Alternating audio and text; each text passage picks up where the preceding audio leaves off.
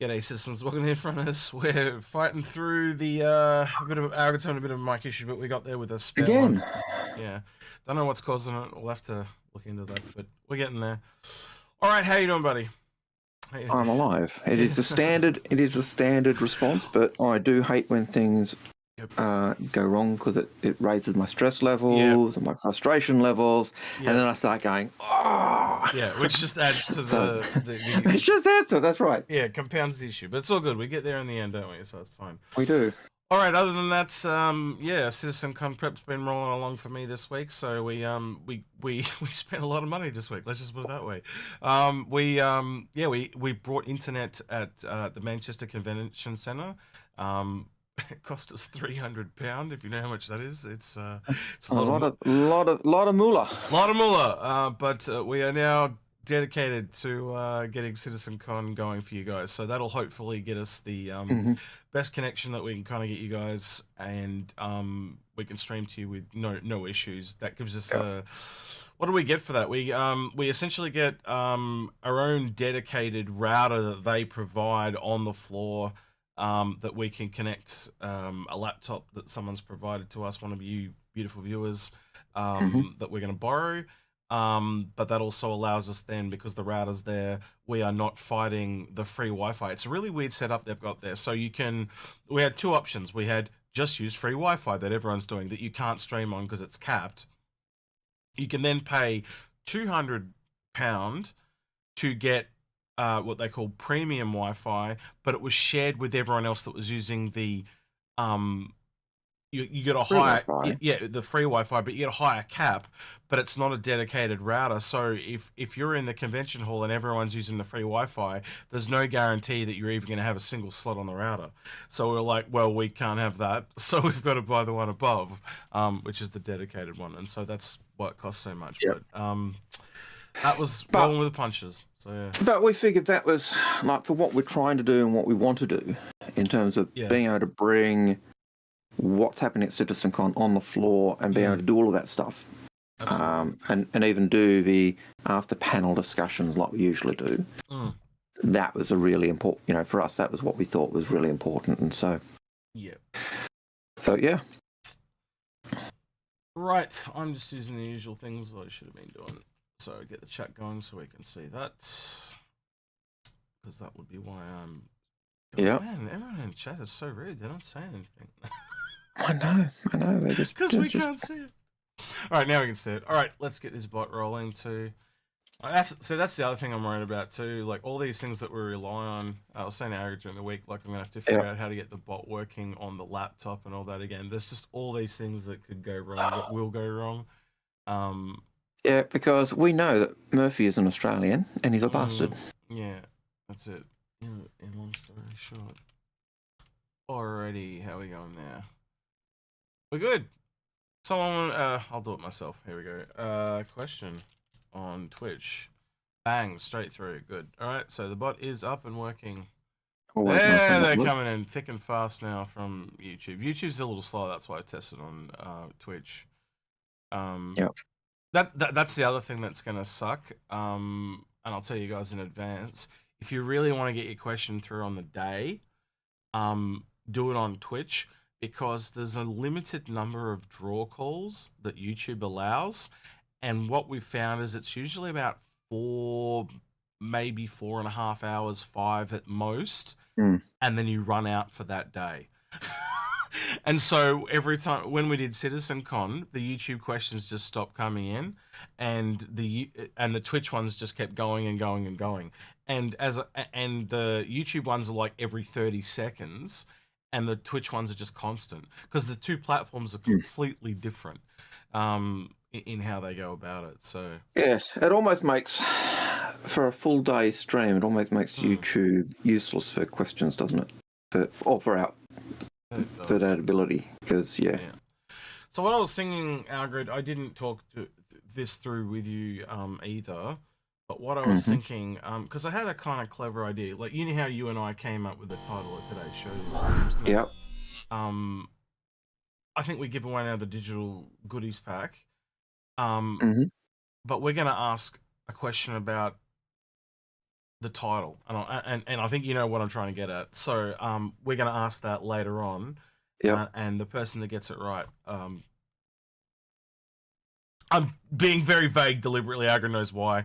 I think he's figured out why I'm being vague. Oh, definitely. Yeah. I do have another one that I could do if we want to do a well, we're going to back up one then too. Good. All right. Question. So yeah, we'll do another digital goodies pack. I thought of a 6 degrees of separation.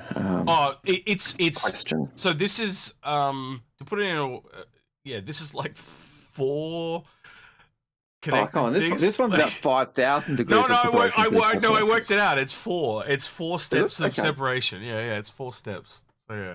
Righto. But we'll get if someone can work out those 4 steps, they win themselves a digital goodies pack. We've probably given it away a bit ahead there, but anyway. Right. Let's go through some stuff while we get some questions rolling in. Were there any questions? I know you were going to go check, but were there any questions from the episode yesterday? If you want to. No, I didn't check. Do you want to have a quick look? I didn't get time. I didn't get time to check. So. All right. I know you did this though really quickly. Actually, you sent me an Excel sheet. Actually, so No, it wasn't an Excel sheet. Sorry, it was a Word. Shit. Is this? I know you hate words. I don't know if this is going to open for me because I don't have. It opened. There you go. Opens. Yeah, you can see it, but they can't see that.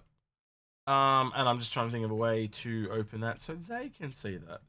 Hang on. Can I Google Drive? You might be able to Google Drive it.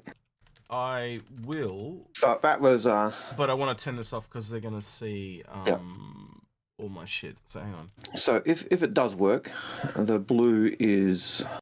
What is it? Google Sheets, isn't it? Yeah. The blue is the original. The red is me, and the purple is as it says. Yeah, we'll give them a minute because I got to open. So it. And then... So I'll just keep talking and doing that.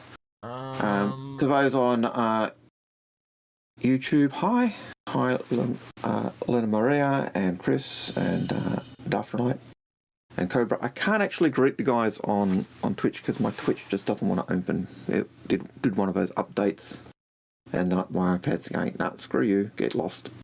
So, sorry to those of you who are watching on Twitch and saying hi. I can't say hi back. But yeah, so it's I'll tell you, this week was a week just in terms of trying to get all the stuff that I need to try and get done for CitizenCon, or before CitizenCon, before I leave. I can't open it. It's not supported by Sheets. So yeah, I don't do it as Google Word, because it's not a sheet. It's a Google Word. Oh my bad. Google Word. Is that why I couldn't open it? That's Google Docs. All right, so that's why I couldn't open it. Right, I'm sitting here going, why the hell are you not working? File, open, upload, browse. There we go. Because it was a cut and paste job of to start with, and then building off that. So. Okay, I think we can flick that over now so people can see. Hold on. Yep. This is gonna be really bright. I apologize. That even hurts my eyes. Hang on. I got a picture.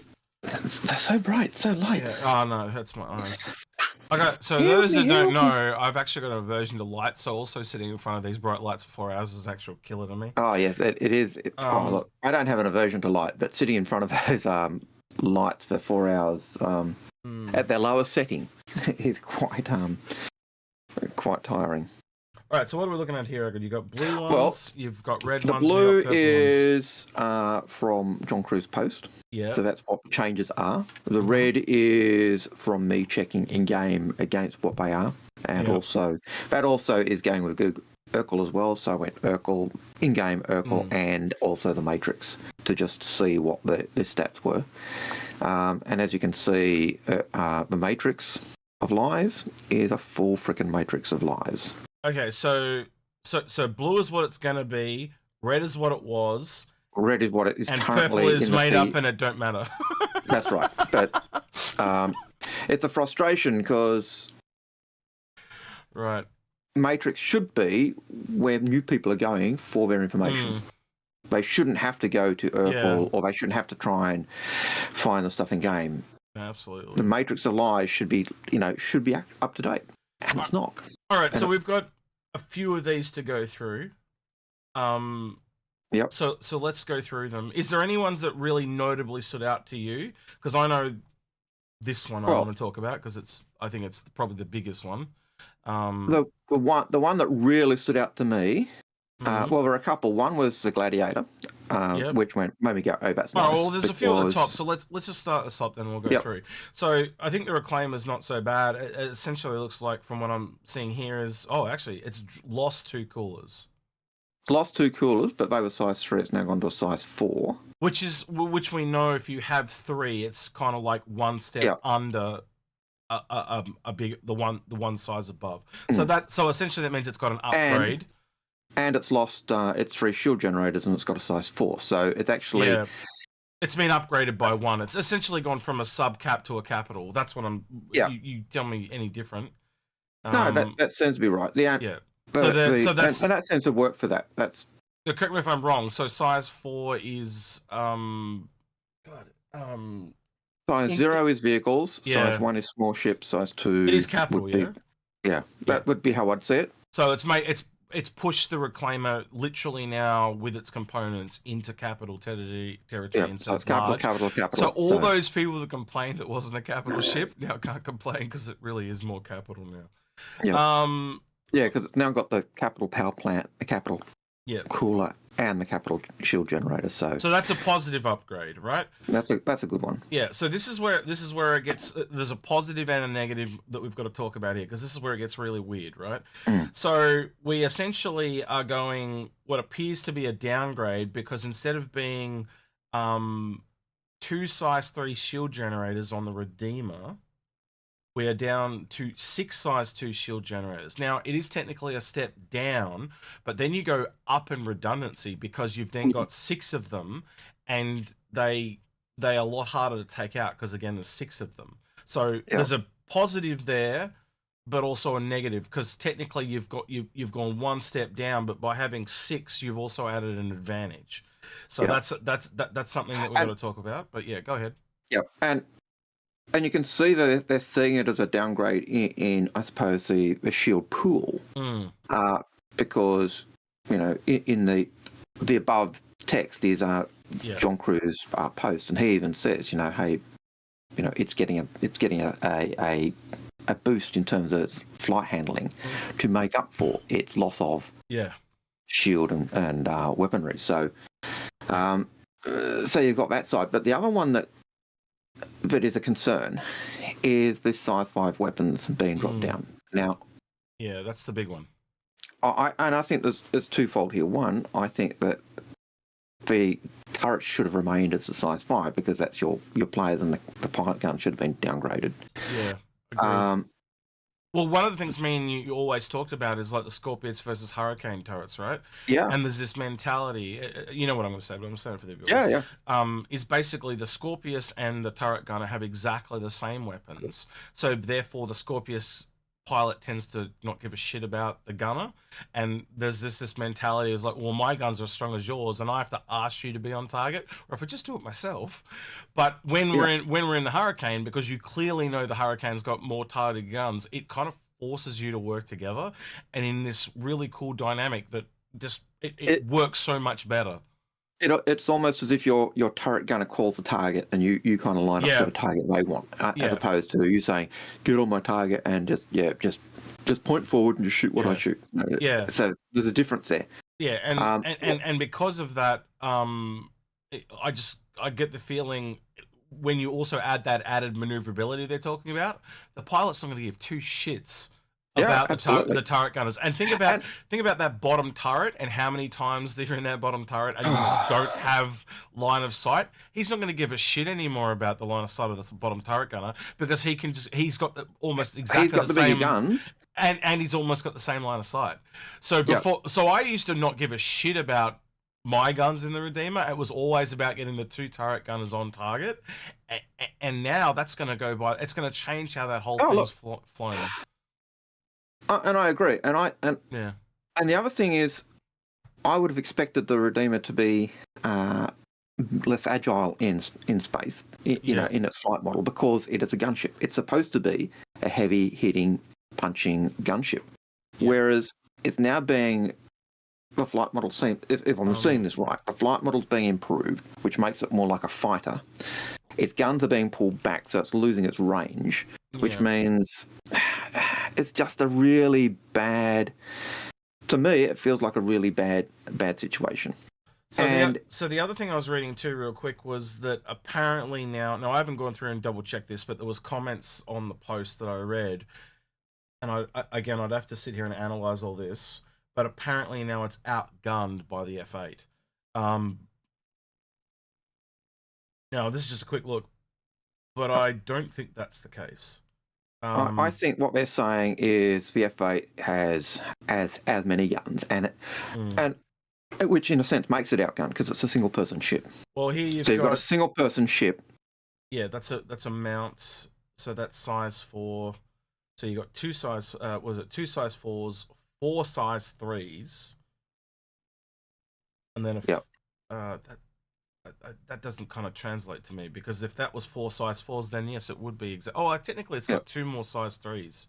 Yeah. So yeah, that is very close in comparison, and it's a single seat fighter versus a. I can see where they're going. It's on par. I'd say it's on par. I wouldn't say it outguns it, but I'd say it's on par. Yeah. So, but it's a tough one. I'm concerned about that. I think I can see where they're going, but I think they're forgetting that this is a gunship. It's not a fighter. Yeah. And I know people kind of use it like a fighter, but So I think you and I are at the same place though, like where it's obviously panicking for the Redeemer, but at the same time I want to give them a chance and let's see how it rolls out. Like I'm in that ballpark as well. But again, if it's underdone, like there are other things they could do too. Like my first thought was like, you know, you're talking about the pilot guns. You could actually. That would be the biggest fear for me, is that they roll up the pilot gun somehow. Instead of I want the turret guns up, not the pilot guns. If we can. My frustration is if you've got a multiplayer ship with turrets for players to use. Yeah. Make them so they're usable and something that is going to attract and make the players who are manning those guns feel, I'm doing something. I'm the hero. The pilot's already got the I'm the hero because he's flying the ship. So if he avoids targets or avoids being hit or anything else, that's on him.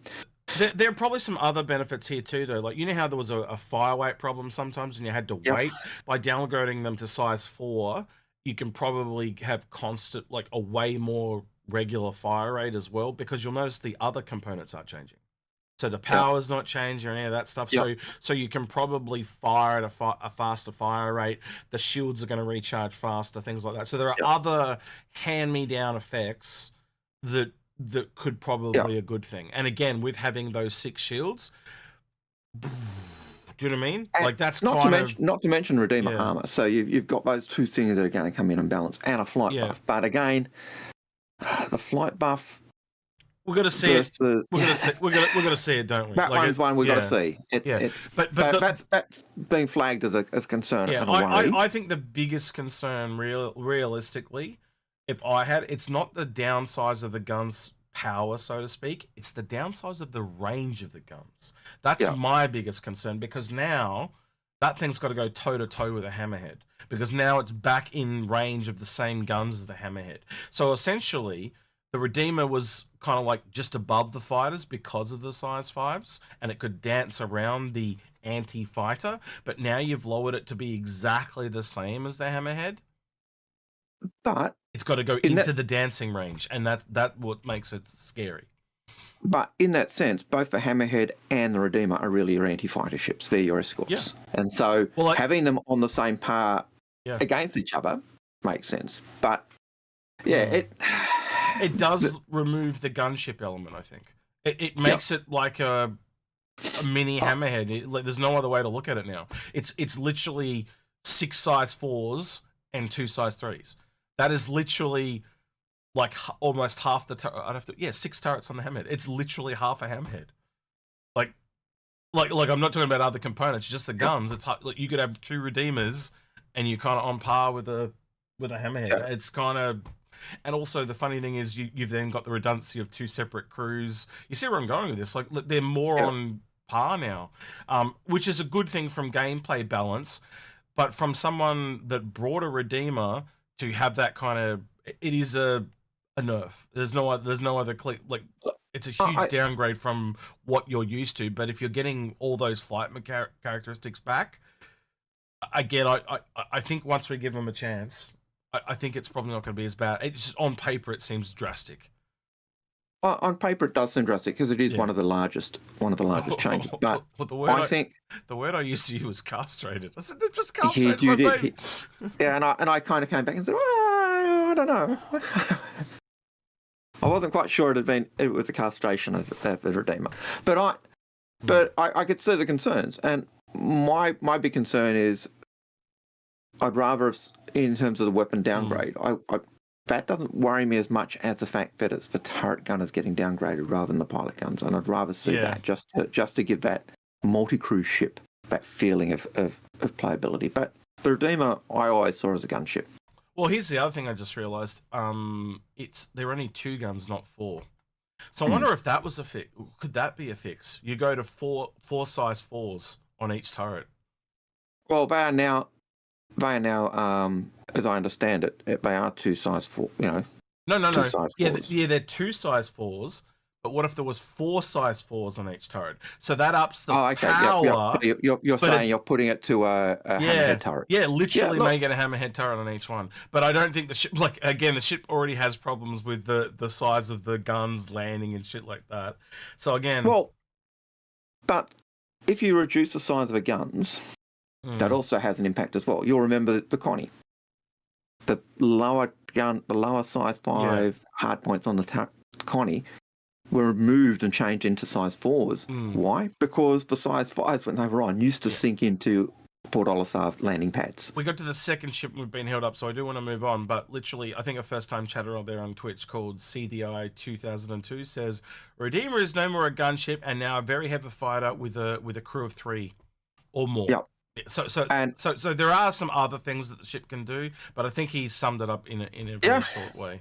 And I think that's 100% right. It's no longer a gunship. It's been pulled back. It's been pulled into the heavy fighter thing, and I think that's what the flight handling says. It is a heavy fighter.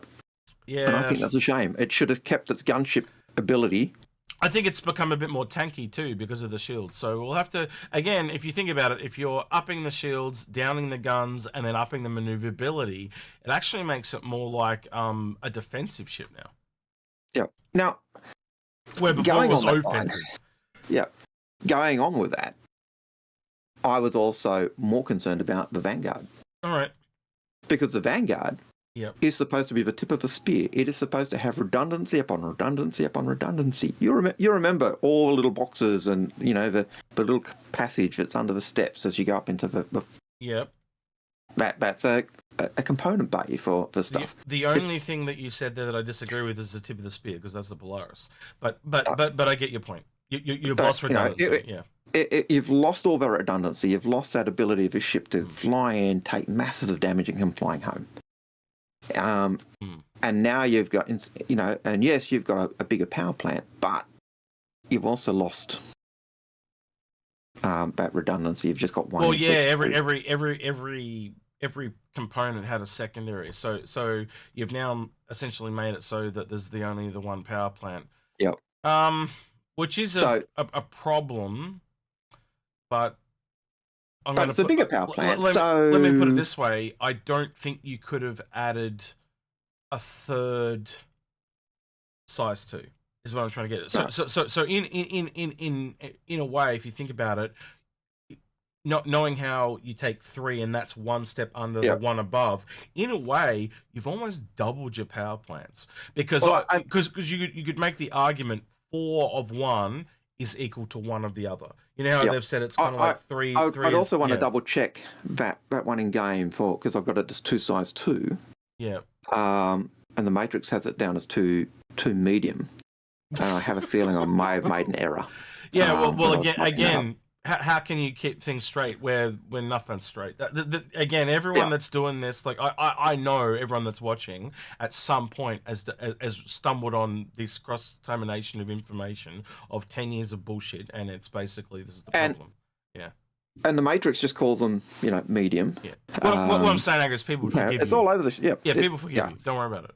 So it may actually be two medium or two size 3s in game, which would line up with the matrix. Yeah. But that's it. In which case, it's a downgrade. Yeah, exactly. But I think at the end of the day, it's also, I think we've got to wait and see. The one that I'm really surprised by, and I could be completely wrong on this, because technically now it's two size 3s, but I'm so surprised that the turret didn't get some form of upgrade, because that thing is piss weak. And again, even if it does go to size 3s, yes, it would feel better. But again, it's the same problem where the pilot is just so overgunned that I feel like I'm wasting my time in the turret and the thing. So yeah. Yeah, well, it's the same. It's the same with now the Redeemer. Yeah. It's the same with the Connie. It's the same with. I'm gonna put it out there. It's the same with any ship with a turret, apart from a Hurricane. Yeah. Every other ship is bullshit to be a crew member on. Again, we'll have to wait too, because they are giving perks like the zooming in and the targeting thing. So turrets will have an advantage that the pilot and regular guns don't have. So again, I think they're going to address it. We just got to we've got to give them the time. Yep. Be aware of it and go, oh, we have concerns.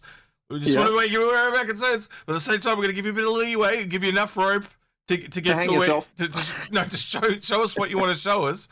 But if you fuck this up, I'm going to be annoyed. But like, again, every time I have these concerns and they get there and it's like, okay, there's something that we were missing. So I'm at that point now. I'm like, I've seen it enough that I'm going to let him get there, Yeah.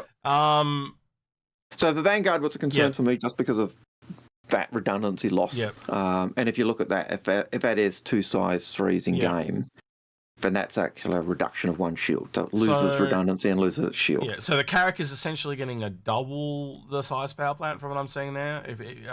So that's a plus. So that we can't even comment on that. That's just a plus.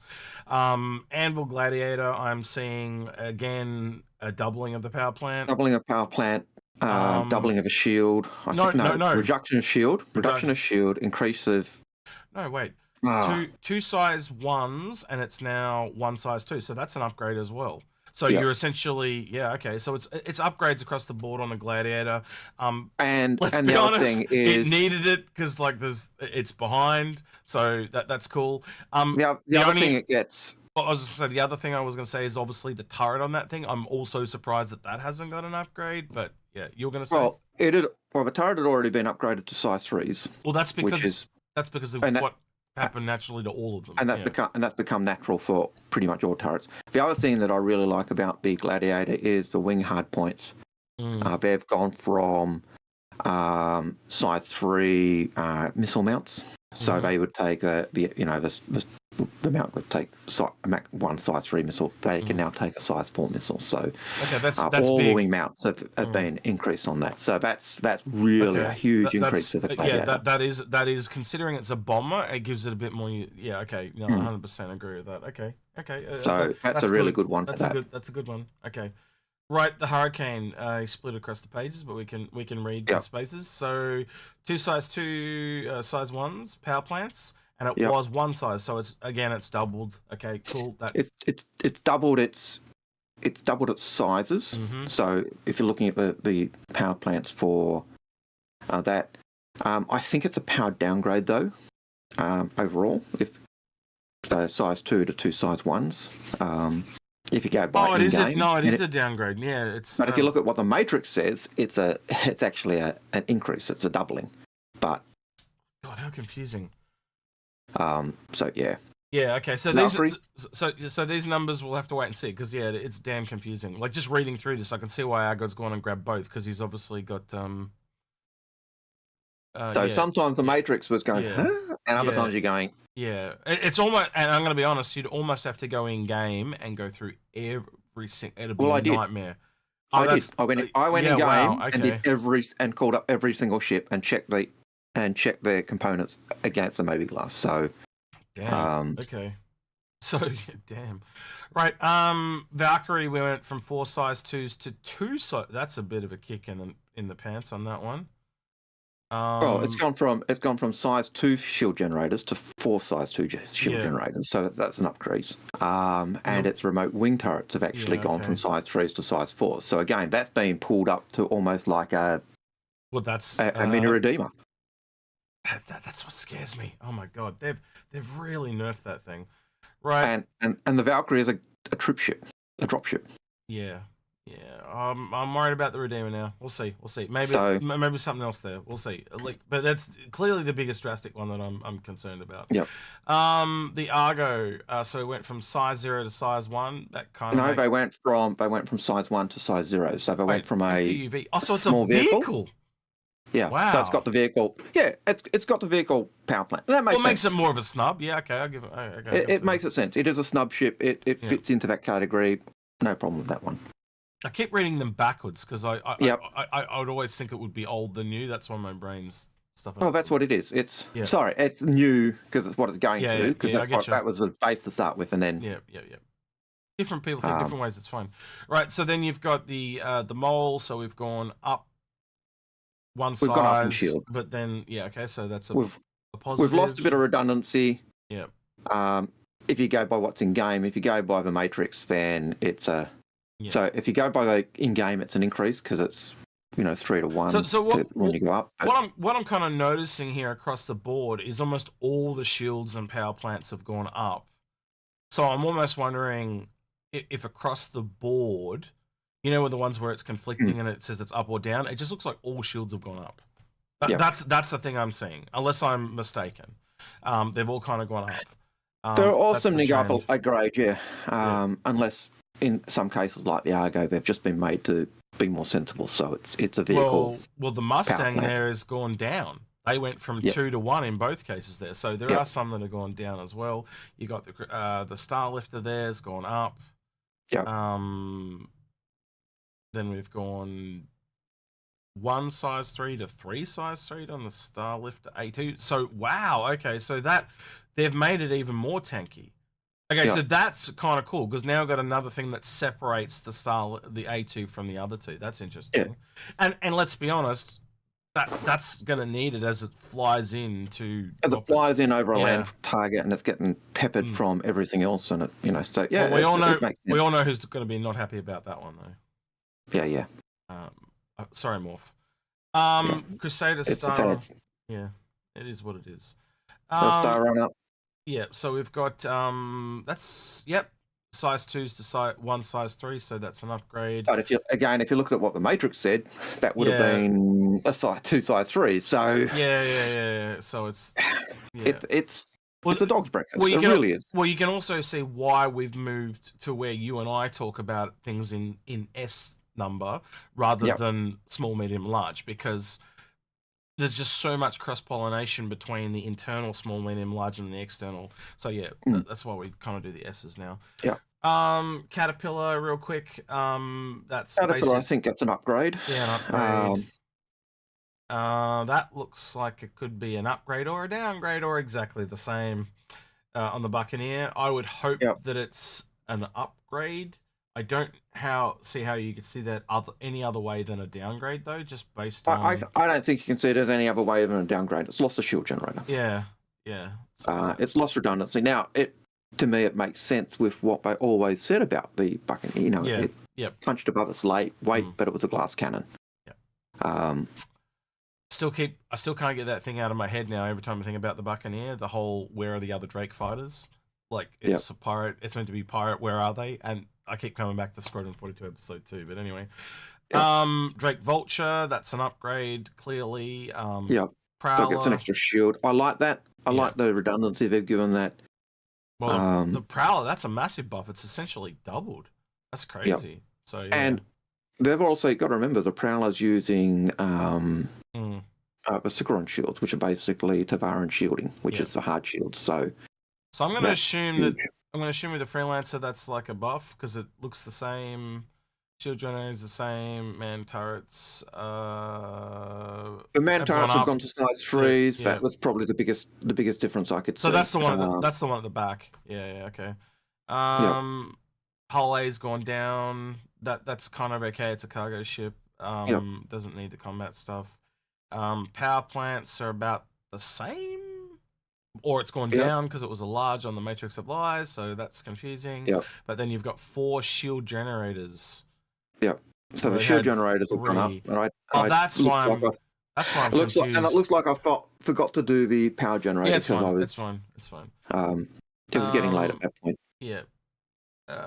So that's an upgrade on the Prospector. Okay, that makes sense. Shield generators are going up. Starfarer didn't seem to be much of a change apart from what the Matrix said. So the Matrix had a large for the regular Starfarer and a medium for the Gemini, which was reverse of what you would have expected to see. And they've now just that for three size 3s across the board for the Starfarer. So that I think that balances out. Yeah. No real change on the. That's 300R. How is that even? Why are they reporting this?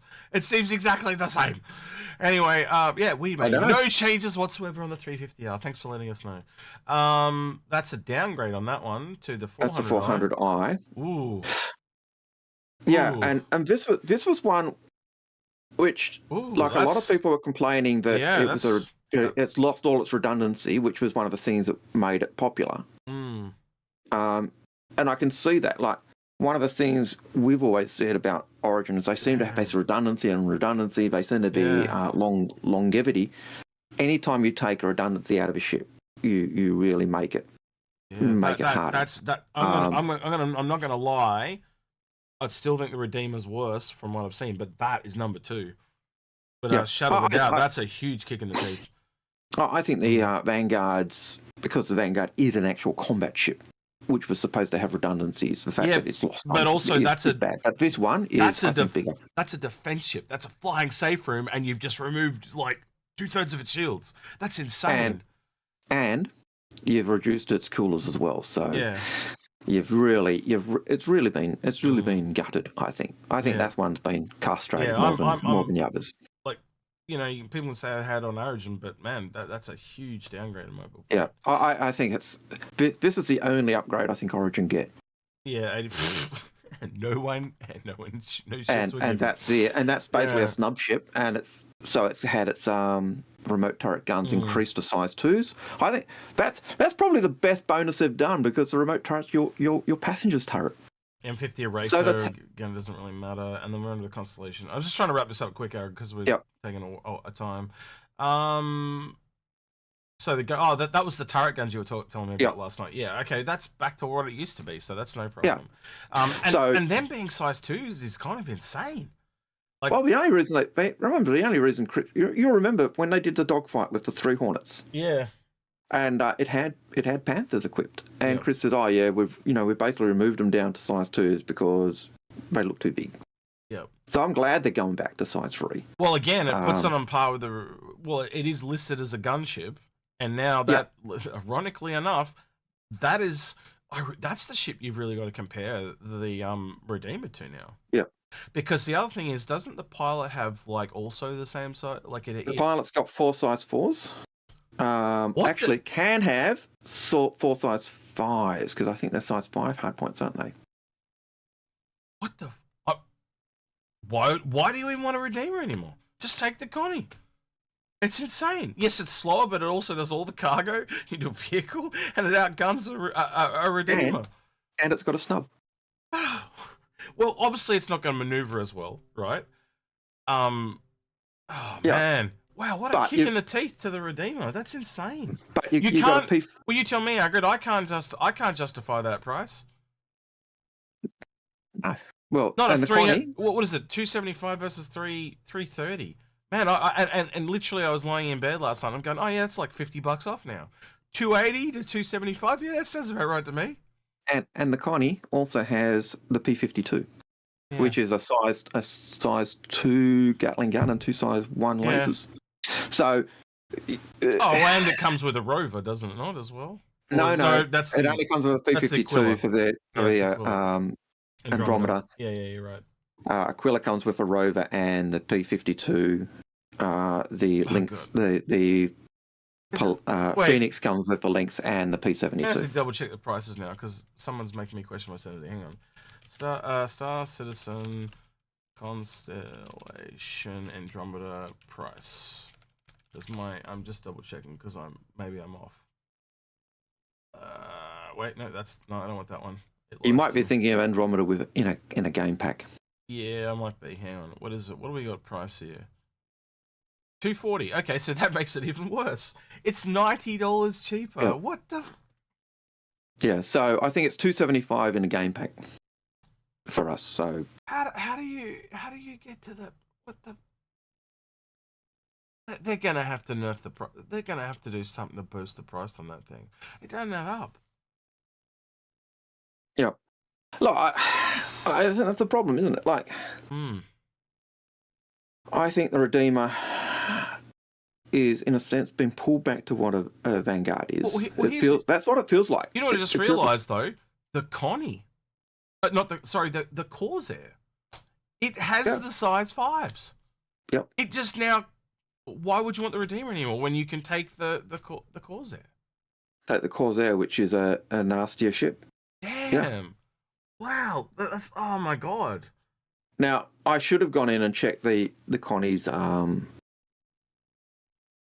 wing turrets or engine nacelle turrets because I think they're size 5 mounts still, which means you can put size 5s on them.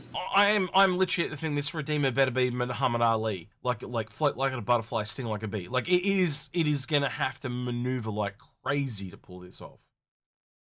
Like it better have some serious like it might be like a fat fighter, but it's gonna have to move like an arrow. Like, do you know what I mean? Like, it's gonna need to move like the old Connie used to do. Wait, someone's saying the pilot has 4 size 5s. Yeah, which Algared did say. That's insane. Yeah. So the Redeemer is now below the Corsair and the Connie, but it costs like $100 more. And I'll make the same point for the Connie. And I love the Connie, right? I love a Connie. And I'll make the same point I made about the Redeemer in terms of its turret changes. I'd rather see the pilot guns on the Connie reduced down and the turret guns upped even more. Because I want the crew and the people, I want everyone on the ship to be having fun, not just the pilot.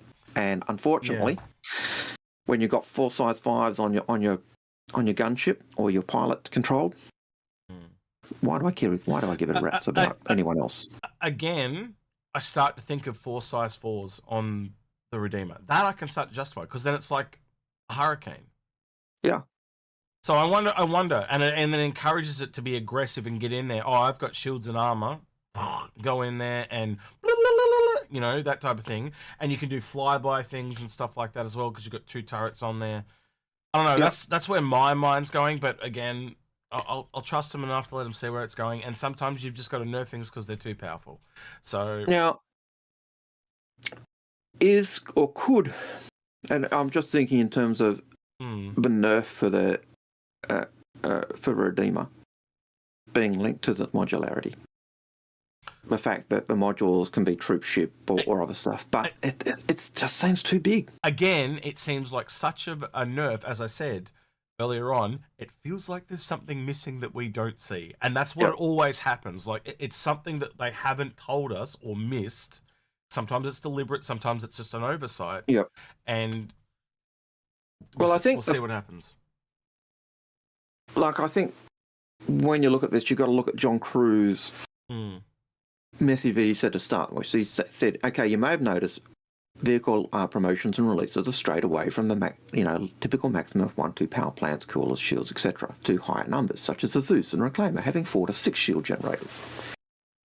And so this is supposed to be bringing everything up to that standard. But I don't see it. I don't see that. And he says, in addition to the changes below, you can also expect handling and health changes on some vehicles to make sure they don't stray too far away from what their intended design behaviour was. So the Redeemer, for example, will get a flight buff to handling to compensate for reduced shields. Now, before that, he also said some will get health changes, so that'll let the hit point pool. So I would expect the Redeemer may benefit from both of those. The other thing he does say is the following changes the new default sizes and amounts that are specified. If it says it's got one size 2 power plant, it means it's now got a single size 2 power plant rather than one on top of what was already listed. So those new figures are kind of becoming the standard. I hope those new figures get actually put into the matrix as well, because I'm sick and tired of going 3 or 4 places. You know, when you have to go in game to double check rather than just being able to go to the matrix, which new people would be using when they're trying to buy a ship. It's freaking insane. I just want to show this real quick. So I got a couple of messages from different people. Message of the day up there. Apparently that 324.1 PTU, when it does go live, if you're in the message, is in less than an hour. So I had 3 different messages from 3 different people. So thanks to those that sent that to me. But yeah, apparently that's about an hour away. So that'll be really cool. Well, that'll be good. And do you know what's going to happen? People are going to start farming the shit out of that patch. So expect some news to come out in the next 24 hours. I don't know what's in there, but I'm sure we'll see different events like Halloween and stuff like that pop out. I've got to pick up Little Maria's point. She said to me in YouTube, stop trying to change my Connie. Look, I love the forward firepower on the Connie as well. I love the Connie. I've always liked the Connie. It was the first ship I bought. Absolute gem of a ship. Yeah. But when you're looking at a ship and you're looking at gameplay for a multiplayer ship, you've got to give your crew things to do. And if you've got size 2 guns on your turrets, absolutely useless. I'm sorry. And I'd rather, as much as I love my size 5s on my Connie or the ability to put them on, I think the Connie's turrets need to be better. You know, I'd rather see a downgrade. I'd rather see the Connie have 4 size 4s and the turret gunners have, 4 size 4s each. And even that, I think, is still not enough to make the pilot not ignore his turret gunners. But that's just me. And I make the same argument for a Redeemer, for any multi-crew ship. I make that argument. Yeah, so I just so there's 4 ships coming that have pirate skins. Let's see if they're all little individual images though, so they're all really small. But so what I'm talking about here is the Pirate Week. So I'm moving on to Pirate Week. So we've got 4 pirate skins coming. We've got the Vulture, the Scorpius, the M50, and the Mantis, which is really cool. So we're actually kind of getting a better skin for the Mantis because it's only got those 2 default, the white and the blue. M50's in the same ballpark. Scorpius and Vulture has already got heaps. I gotta admit, I do like the skull on the M50. It's kind of cool, but again, these are. I think the only reason the M50's got one at all is, to be honest, is how many M50s have we destroyed as the pirates attacking with an M50? I've never seen a player in an M50. Just let's put it that way. But the others, I can see them valid. But the one I'm about to show you, that it makes me kind of vomit a little bit in my mouth. So they're releasing 3 Halloween skins. So here's the Carrick, but man, that is awful. That is grotesque. Yep. That is scary. Yes. Yeah, there is. That's scary bad. There's a Saulian, which has got a similar pattern, and the one that we heard rumored is the Terrapin. So again, I think that reinforces what you and I are saying about they've definitely done some work on it. Well, we can confirm it from yesterday because the HUD had been worked on, but that is awful. Yeah, that is on a different level. It may not look as bad in game. Sometimes in game the colours are more muted. I think Chris nailed it. Was it? No, it was Duffy Digit in chat there nailed it. It's the Joker. That is literally what it is. So I can see where they've gone. I was thinking that as well. It's so my family will be happy. Yeah, look forward to next year's Halloween where they do Batman. it's the Hamel skin. Yeah, so I don't know how to take those three personally. But yeah, not a big fan of those. But again, they won't be for everyone. Of those skins, I think I like the terrapins more. Just the green kind of splattered. Yeah, I'm going to be honest. On it, the Cerulean one does kind of work though because it's a little alien, but that one is just. Yeah. Again, I'll reserve judgment to a city in game too because sometimes when they're small like this, they just look terrible, and you don't often see the ship from above. So maybe there's some detailing and we're seeing. It's like a mid-90s jet ski. Yes. Yes, that covers it. Yes, very 80, very. I'd have almost put it back a little bit more to the early, the mid 80s and early 90s with those bright fluoro, horrible, disgusting colours that often used to be seen. So late last night, you and I got an email from CIG. Pirate Week actually kicks on the 17th, so that'll be a day later for you and I. So that's about 4 days away. Indeed, if my math is correct, because it'll be the 18th for us, so that's 4 days away. So yeah, you got 4 days, and those skins will be dropping. There's an event. I can't remember what else they said in the email, but there is an event associated with it as well that's coming along. But yeah, it's that. Well, it's Pirate Week, but it's because International Pirate Day falls in that week. Trying to think. That also probably means that those 4 ships that we listed will be available for sale as well: the Vulture, the Scorpius, Mantis, and M50. But yeah, I can open my email and read it, but then I'd have to sit here awkwardly and read it, unless you want to look at it real quick, Algared. No, that'll be right. Okay, but yeah, so if you want those, get them while they're hot. They probably, I'm going to be honest, they probably also offer the other pirate skins, like the, I know the Cutlass is one, I think there's a few others as well. So yeah, that's the one time a year you can actually pick those up. Right. Trying to look at what else we have here to talk about. We kind of went through this, but that was the one that we talked about, that Algared had pulled all the data out, and I think that's everything out. I think we're done. Yeah, we're done. I think so. We can go into questions now. Good. Yep.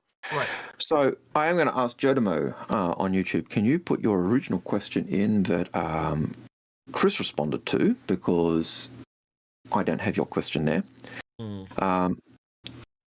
But I'm assuming you were talking about the Gladiator and other things, because as Chris responded, he said, yeah, that's going to be on everyone's mind. My question is going to be, to follow on with your question, is with the Gladiator's upsizing and missiles and guns. Does that kill the idea of a Gladiator Mark II? I hope so. I really do. I hope if CIG do bring out a Gladiator Mark II, that the Gladiator we've got is just turned into the Gladiator Mark II. Don't do any more of that bullshit. Yeah, I think that was them testing the water to see how much money they could make or whatever, but I think $50 was way too aggressive, we've all said. And I also think they did make a bunch of money in it, but I think they'll find that the sales numbers was kind of small, because it was only those that were really into the Hornet that would have grabbed it. Yeah, I'm really annoyed that you brought out a Mark II for the Hornet. And I know there was always going to be a Mark II of a Hornet. Right, it was one of those things. We always knew that type of thing was going to happen. Yeah. But to bring in a Mark II before the game is out, before the ships have even had their things like armor or had their gameplay loots even put in, and to bring out a Mark II and then sell it for $50 more, that's dog breakfast stuff. That is disgusting. And I don't usually get aggro and annoyed. But that was one of the things that really did irk me. It did cheese me off quite a lot. So I really hope they don't do a Mark II. I don't mind if they do a Mark II of a ship, as long as if the gameplay has not been put in, you don't freaking increase the price by $50. That's just disgusting. Anyway, so that's... Yeah. All right. That's that one. I'm just deleting. Yeah, because that actually wasn't a question. That was them talking between this. That was like before the start of the show. Anthony Bunny is really Chris is the first one there. So question: have you seen the loadout changes? Well, yeah, we just went through it all. Yep. Anthony Bunny's question: what did you think of SCL this morning? Well, I was sleeping, mofo. Just to make it clear, right? I don't think people realise, right? We live on the other side of the planet, and this little thing called an alarm clock goes off. Akka and I drag our fat asses out of bed. We take a piss. We make a hot drink. He makes coffee, I make tea, and then we sit down at the computer and we just go. Like, it's literally 15 minutes to get your shit out of bed, get your clothes on. It's like the bus is here, it's time to go to school, boys and girls. Like, get the hell out and go. Like, it is that quick. Because, like, we're on a different time to you, boys and girls. If you to carry on with your analogy, SLC is on the TV and you've got to run out the door and catch your bus for school, otherwise you're going to be late. Pretty much. So no, we haven't seen it, and we tend to watch it later. And I'm going to be honest with you, I watch like a Noobify summary, because that thing is an hour long, and if I'm lucky, it's got 2 minutes of content. It's just way too long to watch these days. And if I find that I can tell that there's something that's been missed, like, no offense to Noobify, but if you're summarizing in an hour show, you can miss some things, then I'll go find specifics. Yeah. But I'm not going to sit down and watch an hour of my time for 2 minutes of content. I just don't watch it anymore. I've just found it's not a good use of my time, unless I'm like you, Aaron, which is what you're about to say. I will tend to look and see if there's a topic that's interesting, and if a topic is one that interests me or one that is really, I think, groundbreaking, then I'll actually go and watch the show. But otherwise, I'll look at what other people. I thought you were going to say you chuck it on in the background while you're doing something, because that's what I will do if I'm. Sometimes that's also what I do. Usually I'll just run it on the TV and do painting or do cleaning or do whatever I'm doing. But I'm working. I found now I haven't watched it in probably 2 years. I probably watched one or two, but I tend to watch just the summaries now. I just watch the summary every week because it goes too long and there's just not enough in it. And again, like 15 minutes of intros of saying who are you and where you're from, I just got sick of it. And the whole thing is, it's always someone's first SCL. But it might be, right? But the hardcore people, they're the people that watch it week after week, and you're wasting their time. The show knows me if you can't tell. When I do watch it, I skip ahead. I skip that. I just I don't know. Put a marker in so I can actually skip the intros. Good luck. If I do want them, I go back. Good luck with that, Roo. Ask Noobify to summarize the Inforunners. Yeah, good luck with that. I laughed at that. I was going to bring that up as well. Good luck with that one, bro. Good luck with that one. Right, we're up to Cobra Delta says, does Akka Dakka refer to the nerf on the Redeemer turret weapon size? No, you would not win the digital. That was a good try. That was a good try. Yeah. Simon Wolf. Let me just say real quick before you go on the next ones. We have probably about 8 to 10 questions left there. So please get some more in if you want them answered. So yeah. Otherwise, we finish early. That's okay. Okay, I'm going to breakfast. Or if you got a discussion topic you want us to chew over the fat, then start. Ask that as in a question form. So. Yeah. Do you want to read the next one, or you want me to read it? Yeah, so Simon Wolf says, will they need to do a pass on old chips like the Reclaimer in order for it to be viable for engineering gameplay? Yeah. I think that's probably why we're seeing a lot of those shield and upgrade changes, because that's what they've been doing. I think that's really... Yeah. That was obvious, but yeah. Yes, Simon, you're correct. Yep. Well, I think that's 100% what you're looking at. You're looking at not only are they doing the components, but you're also going to see the nodes and all the bits and pieces that are going to go in for engineering gameplay, and they'll roll that out. Yeah, 100%. Yeah, we can do that. I've just seen on Twitch there, Citizen Ninja has put in a question. It's like one of the last questions, but he said, "Can we do a poll for the price of the ATLS?" Yeah, we can do that. Why not? I'm just trying to think what we should make the price points be. Algared, what are you thinking? I tend to think 20 to 25 should be the mean, but I really think it probably should be lower. But let me have a quick look. So poll. Well, we will miss you at CitizenCon. Yeah. Because we're going. She's not going anymore. And we're going to have fun. I thought she said, I really want to go to CitizenCon this year and tears. So I'm assuming that means they're not going. So I'm sorry if you're not. It would have been awesome to catch up with you. So yeah. So I'd like to see it being, all right, 15 to 20. No, I'm thinking I'm going to do it in 25 brackets. So 15 to 25. Well, I was going to go 15 to 20, 25, 20 to 25. There's gonna be too many options otherwise, Algared. That's why I'm just gonna do it in $10 blocks, because you break it through, you can see where it's gonna go pretty quickly, right? And then you've got,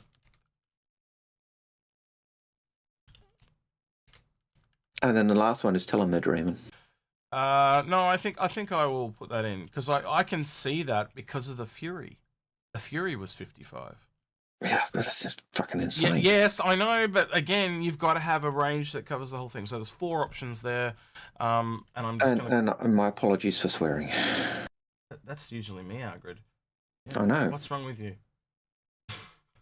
Obviously, I'm rubbing off on him. I'm finally getting through him. He's becoming a real Aussie. No. It's just All right, hang on. I'm just copying them over so I don't have to type them twice. Yep, cause we're lazy. Yeah, and I'm going between 2 PCs here as I do this. That's why I'm. Yeah, I'll go wash my mouth out with soap afterwards. But again, we are trying to bring people with us. Actually, we have to talk about the shirts. I think that's what it was. The shirts. All right, we'll do this poll and then we'll do that. Remind me in 5 minutes and we'll talk about the shirts. All right, so polls are up on both. Get your thoughts in. And we'll see how that goes. Give them a minute. All right, there's some votes coming in now. Cool. I think it should be 15, 15 to 20, but I don't think it's going to be that. I think it's going to be in the 25 to 35 range, and I think that's insane for a suit. And my thought is, if I make it $35, people will buy it. But if I make it $20, or if I make it $20, people will buy 2. Yeah, I can't not look at the mule though, and go, $45. I'm just like, it's... If you look at the mule and you go, it's got to be at least that price. Well, otherwise, you kind of go, well, it's way cooler than the mule. Yeah, do you know what I mean? So it's like the mule's faster and turns on a dime, but that thing you can stand, you stand in the right position, and you go, and it's twice as functional. Track the beam. Yeah, twice as functional as the mule as well. So I'm actually, believe it or not, I could almost have put another one there that was 55 to 65. I really could have done. But yeah, people are looking around about that. So, but I think that's an insane pricing, and unfortunately, we're in a year where they're trying to raise funds. So and I know they're trying to raise funds, but there's that point where you make it too high, people won't buy it. Yep. You make it too low, but you've got the first Titan suit going into the game, and they're going to rely on that heavily. Yeah. People have been waiting for Titan suits for years, and I'm going to tell you right now, if you're not a cargo person, wait. Just wait. Yeah. That's all you have to do, and your Titan suit will drop. And again, if you have enough patience to look at it this way, if you don't buy this one, what's going to happen? The next one will be cheaper. You know what I mean? So if we all just if we can control ourselves, I know it's really hard to say, if you can control yourself, we're going to get them for cheaper. If we don't control ourselves, they're going to be $65, $70 each. Yep. If we don't control ourselves, if we just buy them hand over fist regardless of the price, then the next ones will be more expensive, and these won't drop in price. If no one buys them,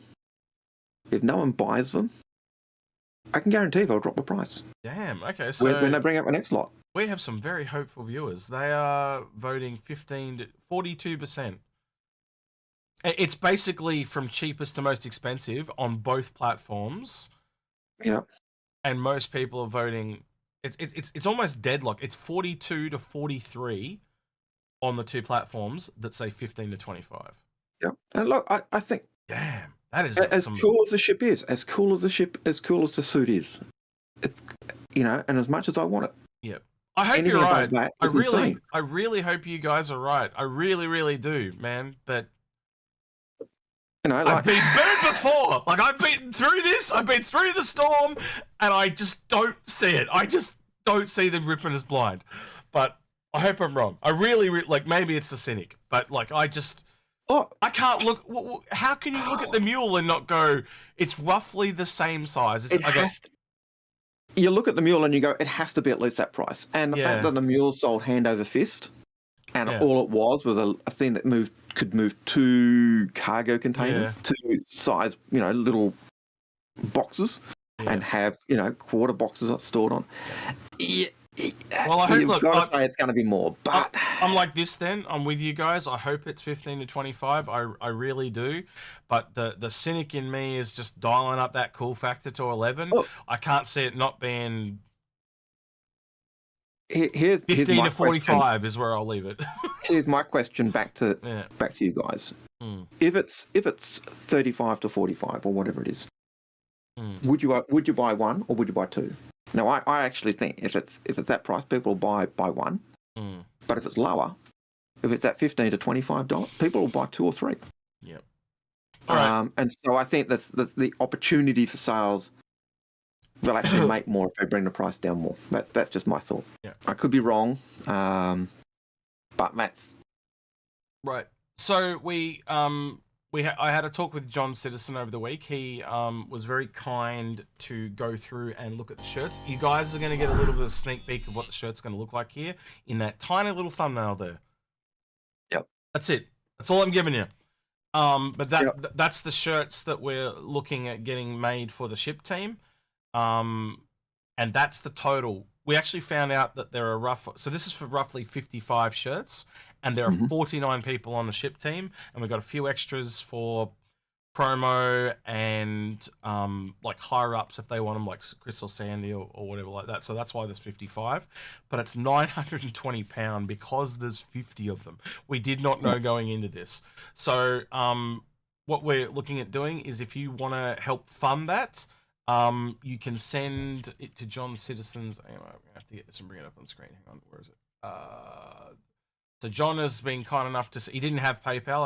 I had to fight him through to get him to set up PayPal, but he set up a PayPal, which is at John Citizen. So if you type in paypal.me, I'll put this into the two chats, and just say when maybe in the thing say this is for a shirt, because you can send a message and just say this is for a shirt for CIG or something like that.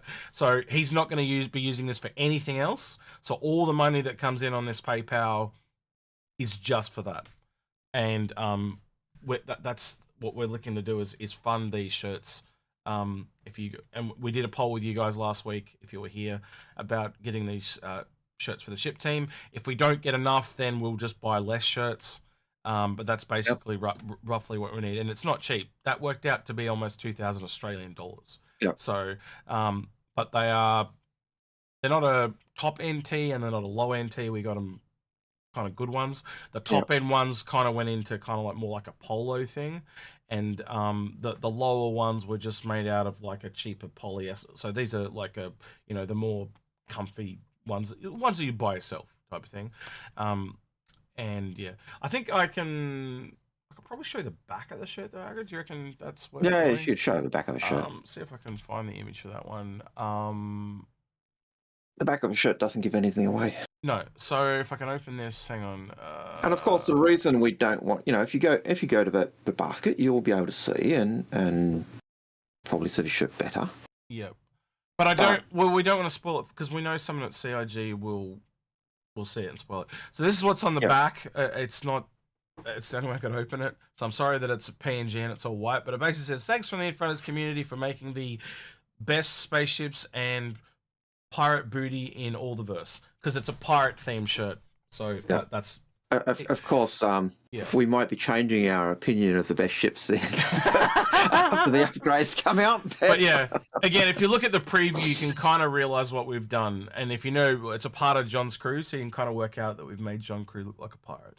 If you're wondering why that is, so that's what that is. So yeah. He did it. By the way, Daft Digit won the Nomad for that one, and he's in chat. So if you wanna ask him for more details, that's who you ask. But Yeah, so we would happily share it with you guys. We just don't want CIG to see it. We want it to be a surprise. But everyone that's seen it, we did show it to one person at CIG, just to make sure the kind of, you know, a part of John's crew and that he wouldn't hate it or anything like that. And he reckons that he'll take it well. Technically, we've shown it to two. We had a that's huge. You sent it to Sandy, didn't you? Yeah. I forgot about that. Yeah. And her response was, you know, that is funny. That is. Yeah. So they're all having a good laugh at it. So yeah. I really want to show people, but I'm like going, if I do, I know someone at CIG is going to see it, and it's going to kill the surprise. So I'm like, just if you want to see it, if you want to see it, reach out. To the basket. Well, I was going to say the other thing is, if you want to see it, me and Algared could probably stream it to you privately in a Discord call, because that way I know you don't have an image of it, and I know it's not going to get out there. I don't just want to post a link, because then as soon as there's a link, someone saves it and it goes. So I hope you can understand why we're doing it. If you guys think this is a cool idea, you know, chuck a bit of money to John. Yeah. So this because again this is a private thing.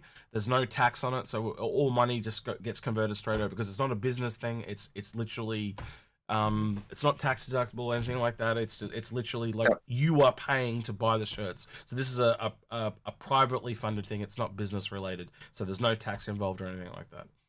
It's like buying stuff for a mate. All right, and Lucky Charms, thank you for that super chat. And they say, you guys rock. Thanks for the support. Woo! Oh, you're welcome. Also, Socially Confused said there's 10 minutes until the patch. Yep, that's about right. So, yep.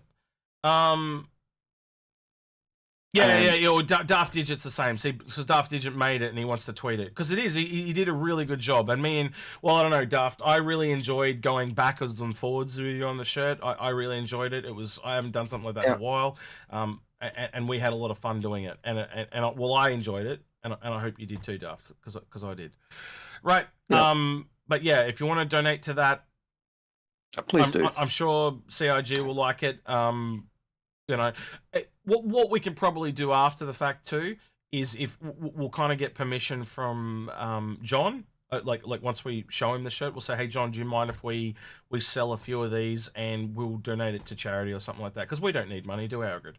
But what that'll do is it'll allow you guys to get one. In fact, if we do that, I would even suggest that we say to John, we'll donate it to a charity of your choice. Well, the other way we could do it is we could just give people the images and they could get one made themselves too. We could do that as well. Yeah, so we might provide both options for you guys. So a place that you can get it made and delivered to your house, and or a way just to make it yourself. We'll do both. And Soul Unit is saying the patch is now live. Awesome. Yeah. Awesome. Anyway. Moving on. Yeah, so just let me know in chat if you guys think this is a good idea or not. I know it's kind of expensive, because I was not expecting 49 of them. I was like, there's that many people on the ship team, and the person I was talking to CIG is going, well, there's these people that do concepting, and there's the artists, and there's the programmers, and then and I went, holy shit, 49. I was expecting like 20. Not 49. And yeah, so the other thing we're going to do to bring the price down as well is I don't know if you can see there, but we actually did different sizes, but we're going to go through, and someone at CIG is going to find out all their sizes, hopefully. We'll get them beforehand. And then we're not buying extras that are not going to get used. So yeah, again, let us know in chat.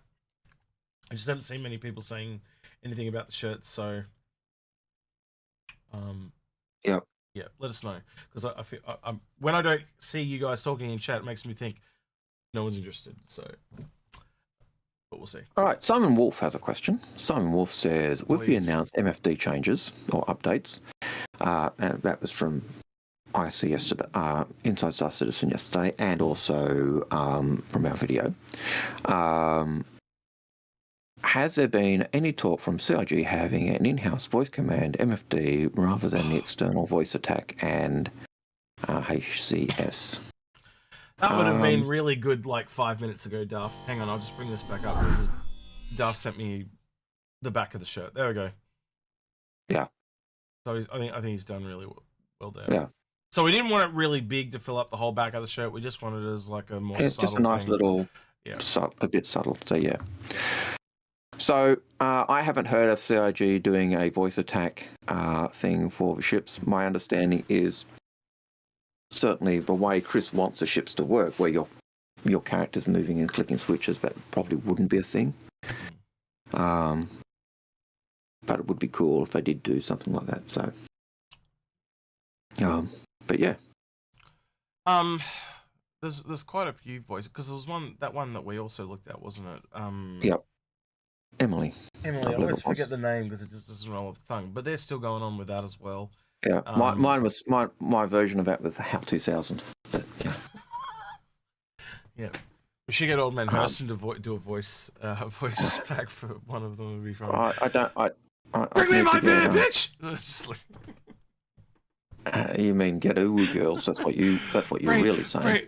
Where's my ooze at? You know, just bossing people around on the. You have Old Man Hurston is a kindly old gentleman. Yeah, stop trying to malign his character. Yeah. All right, Lena Maria says, question: interested in your opinions on the complete Zeus show yesterday. Being an RSI fan, I really like the expiration variant. So she's talking about the ES. Yeah, we did a whole episode on it. It's probably the longest IC thoughts video we've ever done. And I think your description of that episode was apt. Execute and Algared gush over the Zeus and drool over the MFDs. Yep. And I think that sums up our opinions of the Zeus. It was a very good episode. It was one of the best. I haven't said it time. It was one of the best ISCs they've done. Well, definitely one of the best they've done all year. I just enjoyed watching it. It was a very visual spectacle. It was, the Zeus just looked absolutely gorgeous. It really. John Crew was right. He said this sets the bar. This is a new standard. This is a new bar. And I also said it's the next year's Ship Showdown winner. Shivers. Yeah.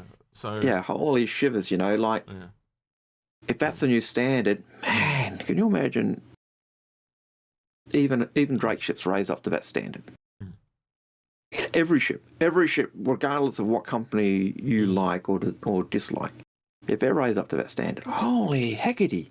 Yeah, it just felt so much better. Like I said in the video, like it actually felt like a camper van or a spaceship where they'd utilized all the space, every bit of space. It just really, and you could see the RSI links to other ships. I'll let you respond to this, Algared. Can you see what I've highlighted over here? You want to respond to that? No, I can't see which one you've highlighted. Sorry. Can you see my mouse moving? Hang on. Oh, you're not looking at my screen? This one, look what he said.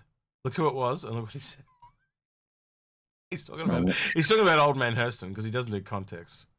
It's John Citizen. John Citizen. He says no, he isn't. He's a bad man. Oh. Now, old man, you just watch your place, okay? Yeah. There you go.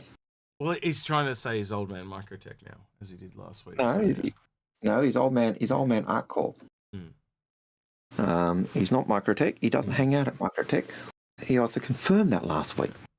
So yeah, I should have gone over that again, but yeah, PayPal.me/John Citizen if you want to donate to those shirts. So we'll probably talk about those for the next couple of weeks before we get to CitizenCon. But yeah.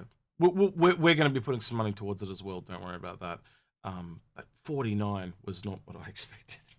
Yeah. Now I've got to pick up from the discussion that was said, like picking up the question from Lena Maria. Citizen Ninja said, "I love the design of the Zeus ES, but and they've already got larger explorers, and so it's kind of superfluous." And I agree with that, but the CL, that was also a nice change that they had, right? Because on the original, it was all the components seemed to be on one side, they were all fully blocked. Yep. This one, they seemed to be on both sides, and it seemed to be only some of the components were blocked, and that was a huge change. But it just looked really good, didn't it? The arm at the Algared. Oh my god! Yes. Yes. Yeah. So the arm was awesome. Yeah. So and I think the other thing, as we said in the video too, is it made me you can speak on it too, but it made me excited for the other variant or two that might be coming. So. Oh yeah, absolutely. Like, Yeah. as I said, and as your description of the episode, I said we gushed, and we drooled, and we it was. So I'm looking forward to it. It's cool to have the medium ships being more filled out now. We are getting to that point where we are getting a more filled up lineup other than complete trees of ships coming in. So what I mean by that is like agriculture. Yeah. We don't have anything under the Endeavour.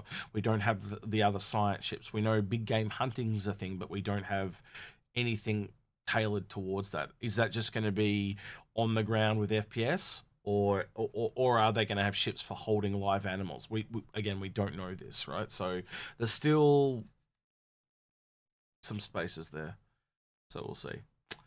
Yep. Wait, it's gone live? Wait, okay, so people saying $35 for the Atlas. Interesting. Considering we just did a vote on it. Wait, all right, I'm gonna go over. Let's look at this live. We're doing it live. Here we go. Right. Okay. I'm assuming it's on the website because people are saying it's for sale. But damn, if I can find it. I would assume that it would be in the shop. It might be on the shop, but it's not on the website. All right, so let's go have a look. Man, I hate this new website. The way you can't just click on the thing. Yeah, it just takes a bit of getting used to. Yep. Wait. No, I went to the wrong one. Play store. God damn it! See, I went to the wrong one. Does someone want to link me? All right. I'm assuming I am just incapable of finding anything. I feel like I am. You feel like a noob. Where did you guys get this price from? There's multiple people saying $35, but I can't see it. Ships. ATLS. Hey, there we go. Right, okay, cool. I'm not as stupid as I look. Right, good. And no price. Are you serious? How did you get $35? It's flight ready. Is it because I'm set to Australia? I don't normally have it set to Australia.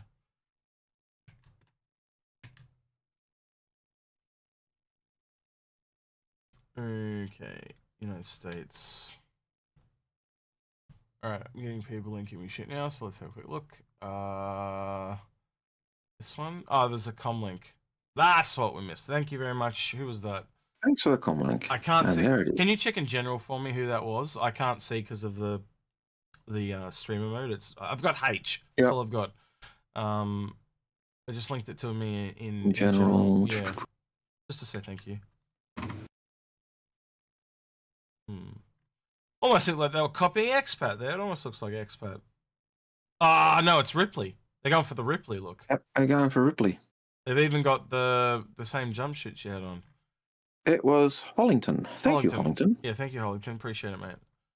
Yeah, okay. Power and precision. Yeah. Load up. Nice photos of it. So now we have to do a buyer's guide.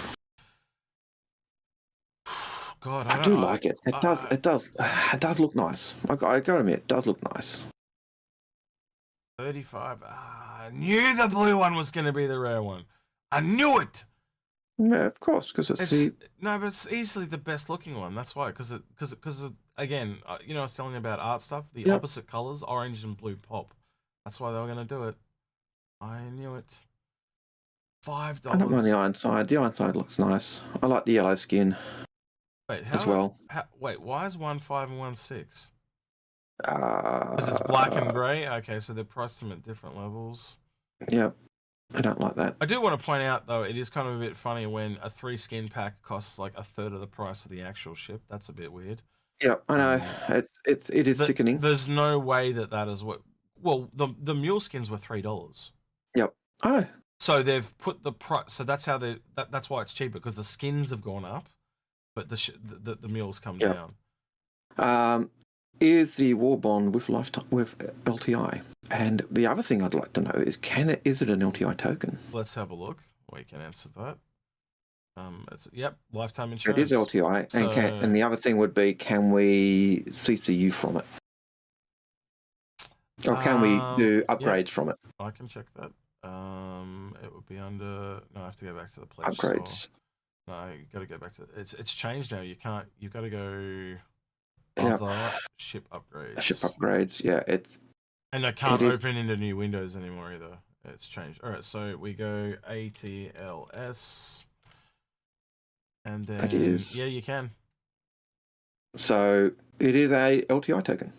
$40 ship. So that is the same price. I think. Is it what's the ES? The ES is $20, isn't it? The Aurora ES. Why was there $35 ones and this one's $40? Because that's a war bond.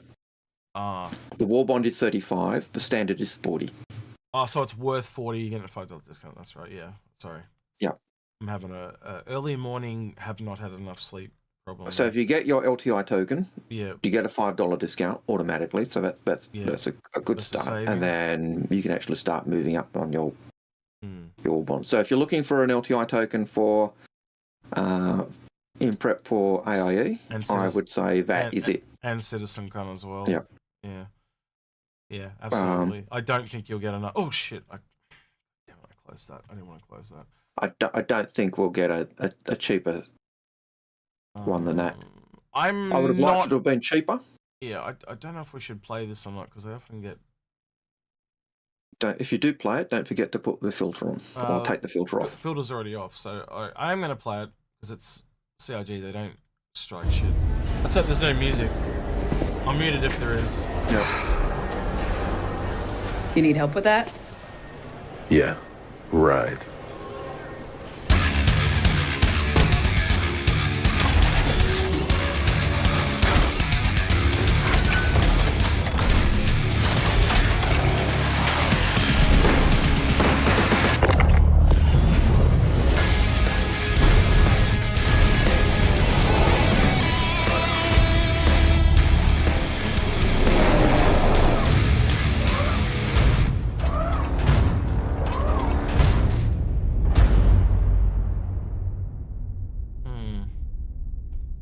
Aggressive. Yeah. Aggressive. You'd almost think it's got a flamethrower or weapons on it. But yes, it's a. Again, I didn't like. I'm gonna be honest. I didn't like the aggressiveness of how it. Like it was. I don't know. It almost seemed the trailer almost seemed combative, but it's. Yeah, it's not a combat thing, so that's what I mean. No, it's well, I suppose if you throw a crate at a 32 FCU crate at someone, it's gonna hurt. yeah, but like it just. But yeah, it doesn't like they do say load up and stuff like that, but I would have leaned a lot more into the loading aspect of it. They made it sound like a competition and aggressive. I didn't like that, but that's just who I am. I'm a bit different that way. Yeah, that's really interesting to me. This concierge patient is 5, but this carbon black is 6. Yep. I'm really confused by that. That's the first time I've ever seen a concierge skin cost less than a standard skin. Yeah. There's some real weird things there going on that I'm not understanding. I'm wondering if this is an Australian. Yeah. Oh, I think Destroy, it's not that it was combative in a sense, but it came across as aggressive as she's stomping down the look on her, the look on her, and the look in her face, the look on her face, and things like that. Like she's like, "Yeah, I'll show you," that type of thing. And it was just, well, I suppose if they had it if they had it more of a competition and loading the crates, and she beats him, that would have been fine. Not the whole really heavy music and the aggressiveness of the music is what really sold the aggressiveness. But I suppose she comes up and says, "Hey, do you want a hand with that?" And he says, "Oh yeah, right," as if you're going to be able to help me, So I get it. I get where I'm going. Yeah. It is very, and they are trying to channel Ripley, so yeah. But again, in Aliens, it was done comically. That was done aggressively. That's what I'm like. people are not competitive like that. That's just my whole point. They should have made it more jovial, is what I'm trying to get at. Anyway. I don't know. You look at students. Students are very competitive when it comes to things like assignments. You know, you do things where you want them to work together, and no. There's only really one good screenshot there, and that's that one, or that one, and that one. That would be a thumbnail, I reckon, for the Wise Guide. That's the one you'll see. It'll either be that one or this one that'll be in all the thumbnails. But yeah, like we played around with it in PTU. It is a lovely. It was fun. Stomping around and using it and getting in it. I did find it does fit into the cutter, so you can get it into the cutter. It was the only small ship I could get it into. Everything else, it just got blocked to the doorway. Couldn't get it past. Yeah. The cutter, you could walk it in. I reckon. Which I reckon it's going to be the black and the blue one that you see everywhere. To be honest with you, that if this is silver, but I don't think it is silver. It looks like gunmetal to me. I'm not seeing any reflections on it, so I think it's matte. I don't think it is a metallic. Where if you look at the blue one, that's a metallic. It looks metallic. So when I zoom in, see how it's got the highlighted reflections. It's got a shine on the knees, so that's a metallic one. Where if it had been silver, I could have seen that one being popular. But I also look at these colors and I start to look at combat mechs. So that one is a combat mech. That one is a combat mech. Yeah. Industrial. Those colors look combat mech. Yeah. Yeah, and that one's industrial. So I'm actually starting to wonder if there are more things coming for this.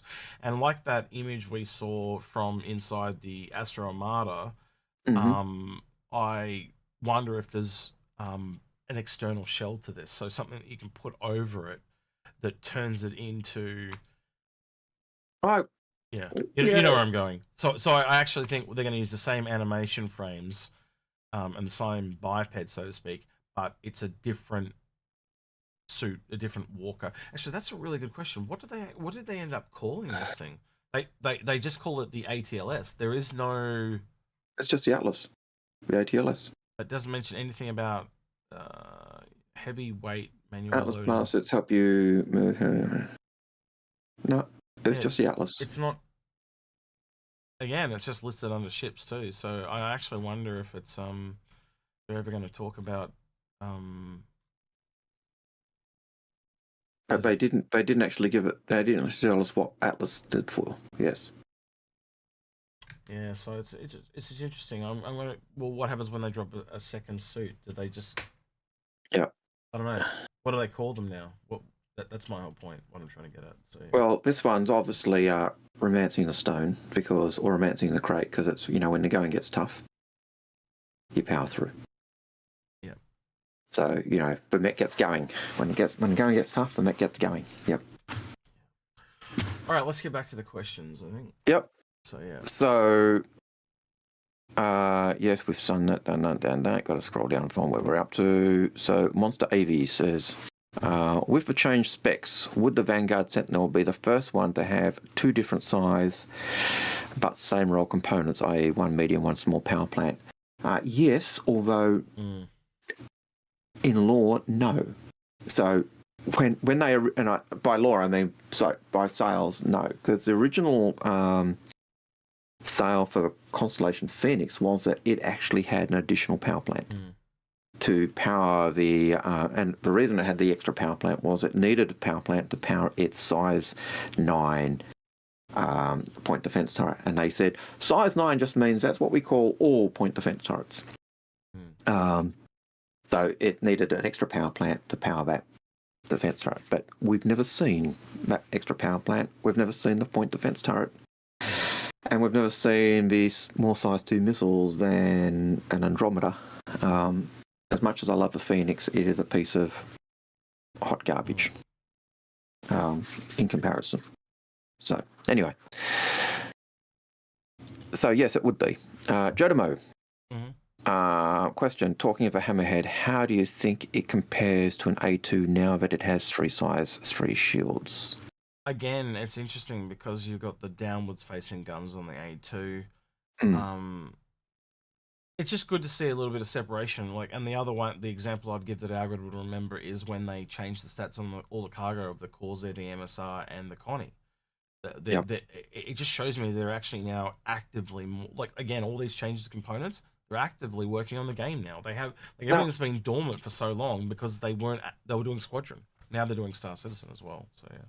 Now, having gone through all of those changes, the big thing that I did mean to mention was that right at the end of his message, John Crew finished off his comment by saying, "Thanks for reading, and remember, all stats are subject to change." So, yeah. Sorry, I've got 2 first-time chatters in Twitch that I missed because I was doing all that other stuff. Yeah. They were talking about the ATLS. If the this is from Gigs STGX. He says, if the Atlas is €40, imagine how much the Titan suit is going to cost. He's absolutely right. I didn't even think of that until then, because as soon as you add guns on this thing, it goes through the roof. Damn. That makes sense, because it literally means, like, it's $10 easily. So that means it's $45, or so it's $40, and makes it $50 for. Yep, it goes up to the $60 mark, which you were kind of saying you could see it going to. And I still think that is overpriced, but I can understand why it is at that price, because. And if we're getting the ATLS now, it's clearly coming at CitizenCon or AOE, something like that. There is no way they made one Titan suit, or whatever the hell you want to call it, in a vacuum. No bloody way. They have got at least 2 or 3 of these little things ready to go. Yeah. Citizen Ninja has just made a point which I chuckled at. He said, yeah, the Titan suit will be as much as an Avenger Titan. Yeah. That's it. It's the Aegis Titan. Because they've got to do that, man. Like, they love doubling up their names. So you can have the Avenger Titan, the Aegis Avenger Titan, and the Aegis Titan. That would be perfect. There'd be no confusion whatsoever about that at all. You do a combo pack. The Avenger Titan and the Atlas Titan. Yeah, the duo, I don't know what you call that. The duopoly duo Titan pack. Yeah. So...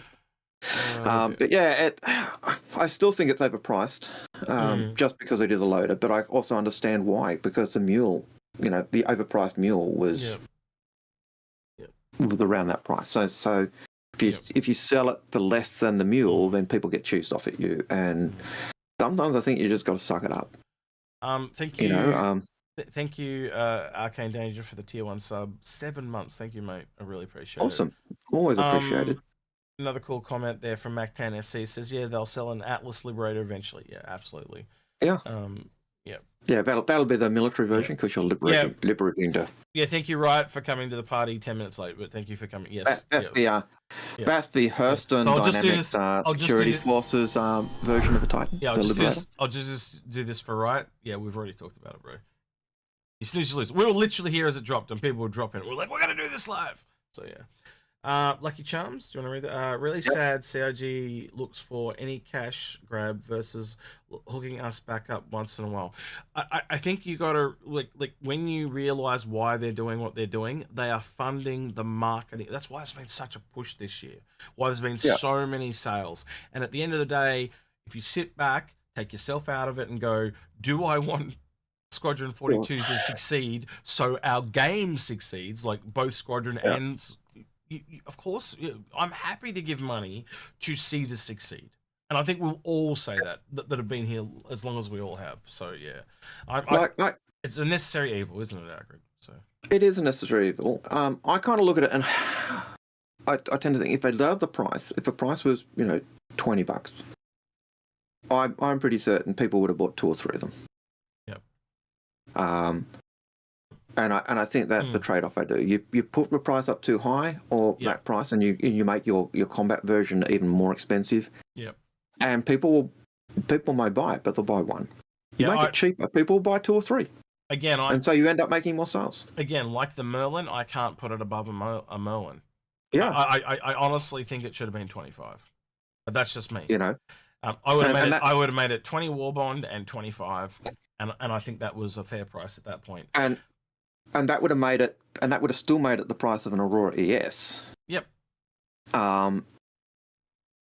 You know, so, and I think the mule should have been less as well. You know, it's just one of those things that I struggle with, and I get what you're doing. Yeah, it's necessary evil because they've got to fund the game. That's just how it is. So yeah. And unfortunately, we just lap up everything they sell, and price it'll still walk out the door. Again, most people are just going to wait for it to pop up in game.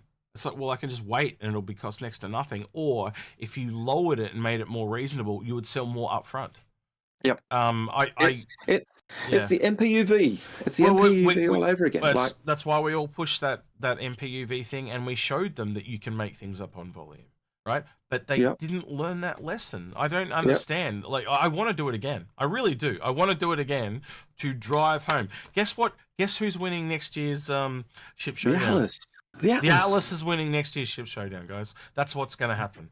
We are gonna push that like crazy, and let us know in chat if you're with us, because I think that's what it is now. We will show you that it is not about it's the you do right by us, we will do right by you, and I think that is what has been lost over the years. Like, yes, we will happily fund the game, but again, if it was $25, I'd probably buy 2, but because it's $35, I'm only going to buy 1. You know what I mean, Algared? Like, and you'd be the same. Well, I've been saying the same thing. Like, you sell 2, you get, you know, $25, you get $50 off me instead of 35. Yeah. Just because I buy 2 of them, you sell more volume, and Lucky Charms, you're right. You know, you spend $12K. Well, read it out on the game, and you're still having to spend to get the base stuff. And that's why when they do the Mark II, really pees me off as well. Hang on, Eric. So Lucky Charms did a super chat. He said 12K invested, and I have to keep spending on what it sucks. But now go on with your rant, because but I 100% agree with that. Like, you know, you spend your money, and then you still need to spend more to get the stuff you want, or melt and buy. If you want to get the cheap price or the LTI, you've got to spend the cash. So it is a frustration in that sense. But the other one is they do upgrade. You know, they do Mark IIs when your ships haven't even been fully in game and have all the components, and they're charging $50 more to get that. And it is frustratingly annoying. There's definitely going to be some ships in next year's Ship Showdown. So you're going to have the Atlas, the Polaris, and you'll have the Zeus, right? They're all going to be up there. No, I think next year it's the Atlas versus the Mule. There you go. That could be really funny. It would be really funny. No, but you know what they'll do? If you put the Mule in, the very first vote will be the Mule versus the Atlas. We need something in another category that they can't put it against. No, but they would anyway. That's the thing. They would deliberately put, because they try to kill and get rid of it. We need to put no. We need to put in 4 things minimum. Because if you put in 4 things, there's no way they can knock it out. So we need 4 small things. The Atlas, Mule, the PTV, the Argo Atlas, the PTV, the STV, the Merlin, and the Archimedes. And the Atlas and the Mule, and the Aurora. 6. Yes, we just flood the whole thing and just do all the small things and just do like they'll go mental. It'll be funny. The Pulse, the Fury, it's just all the real small ones. The Mule, But they would lose their mind. They'd be like, "No, we're only gonna make $5. Oh no!" And then they'd make heaps. If you put the prices down, and stop going for the massive, I've got to get my big sale, people will buy more. Yep. You know, if it was $20, I'd have bought 2. I'd have bought 3. And I haven't bought any of the new stuff that's come out this year. Yeah. But at $20, I'd have gone, I'll do that. I'll make that purchase. Yeah. But at $40, no. Oh yeah, we can do the Pulse as well. I just saw that one. Joe DeMo said that in chat as well. Yeah, the Pulse. So there's a few options we've got there, right? So again, but you'd have to get the whole. Do you know the whole community would have to get on board. It's the 600 eye owners that you got to convince. That's who you got to convince them, because that every year that thing is in there, and I was surprised because the Carrack was out, the Corsair was out, but the 600 eye was still there, and that blew my mind. But again, how do you get everyone to talk as one voice? Because I just think it could be presented so much better. Like, I know they tried to do the categories things this year, but all it did was made it really obvious who was going to win. Yeah, because they were just going to get knocked off. Though, Namakasuni says the 600i rework. Yeah, that's what people are pillaging on, but it's hot garbage at the moment. Both 600i's are rubbish. Until they get the rework, they're rubbish, and you're going on a promise and a prayer. That's hopium if there's ever been hopium. I'm sorry, but do you know what I just realised? What would actually be better is if they sold no, they'd probably never do that. I was just sitting here thinking, wouldn't it be better if they just sold one skin that worked on all ships, right? And maybe it's like $10, $20, right? And what that would do, now I don't know about you think this through, and again, we'd have to kind of do a poll to get a spectrum on it, but I'm just chucking the idea out there, right? So it's $20, it's more than a normal skin, but then think of the volume. If everyone's paying $20 and it works on all ships, that'd have to be higher than what they'd ever make. Look, here's a comment from Ben in YouTube. If they were $20 each, I would have bought 3. Yeah. At $35, I'm debating buying 1. Yeah, well, that's the ATLS. Yeah, and exactly. that looking at the ATLS, but it really does sum up that point. Get back to what I was saying about the skin, though. If you could get the best in show skin for $20, it worked on any ship in the game, right? Because they can do that through DataForge. It's not that complicated. And then it just works on you can only apply it to one ship, but it works on any ship, right? And then you can buy it for $20. Because then if you want more, so say you want it on the 600i, the blah, blah, blah, blah, blah, like you want it on 5 ships, you buy $100 worth of them. My thought process is they would make so much on volume because everyone would at least buy 1, and then you'd get people that would buy 5. I don't know whether I'd do it with the best in show skins. Well, what I'm trying to say, though, is the problem with Best in Show, though, Algared, is it only works on selected ships. If you make it so it works on all of them, then it's more appealing. You mean all the ships from... No, I mean all ships. No, I mean I can all. I can see them putting out skins that do that. Yeah. And I could see, a $40 skin that you buy, a Blade Runner skin that can go onto every ship for $40 or $50. People would buy that. Yeah, but I think it's too expensive at 40 is my point. So what I'm trying to do is I bring the price down to 20, which is kind of a lower price, so everyone can kind of afford it at 20. Mind you did have it as a once only skin. I was thinking, if it was just use it over and over, or apply it. You can take it off one ship and put it onto another, but it only works on one at a time. But it works on any. So it doesn't matter if you've only got a pulse or you've got an 890 jump. It doesn't matter because it'll work on all of them. So at the moment, there's a couple of problems. One, right? Everyone's fighting over this vote. They want their ship to win so they can get the skin. So if you remove it, make it so it works on any ship, that solves all those problems. It brings up people that give a shit because, I only own some random ship that nobody likes, so I don't even bother. I'm not even going to bother voting. And again, most people only own an Aurora, so they don't even care about the vote, right? So that brings more people in. More people then buy because it's $20, so you make it up on volume, but also you make more money because people want it for more ships. So they go, I've got 6 ships, so I'm going to buy 6 copies of that skin. It works on so many different ways. I think that's the better way to go forward. And then the problem with it, what you change the vote to is what color the skin is, or what will the texture and the do you know what I mean? But and that removes the whole infighting thing because it just becomes about colors then.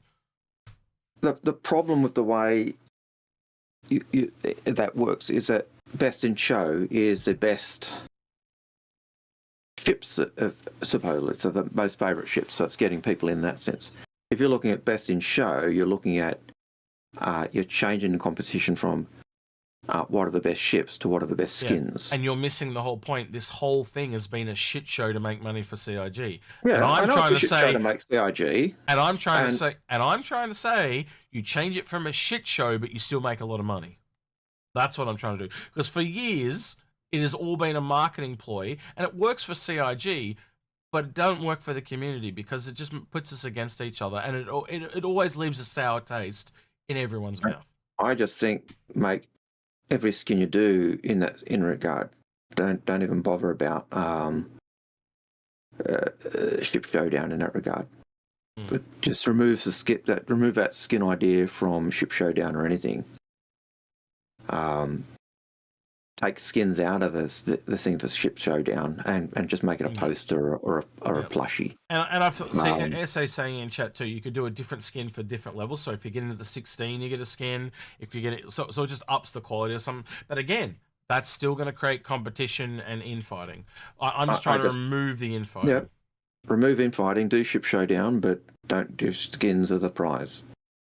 Do a clothing item or do something else, but you leave skins out, but you do that skin idea for every skin you do, and people would buy the skins. People would buy any skin as long as it was I could apply that horrible Halloween skin. Yeah, I want to put that on my reclaimer rather than my Terrapin, or I want to put it on my 890 jump, or I'd pay $20 for that. Maybe they thought of a few things like that. Lemming, you're in chat. How you doing, man? Yeah. Hey, can I jump in here for a second? I want to give a counterpoint to this. No, you're not allowed. Go on. Go for it. So this price is good.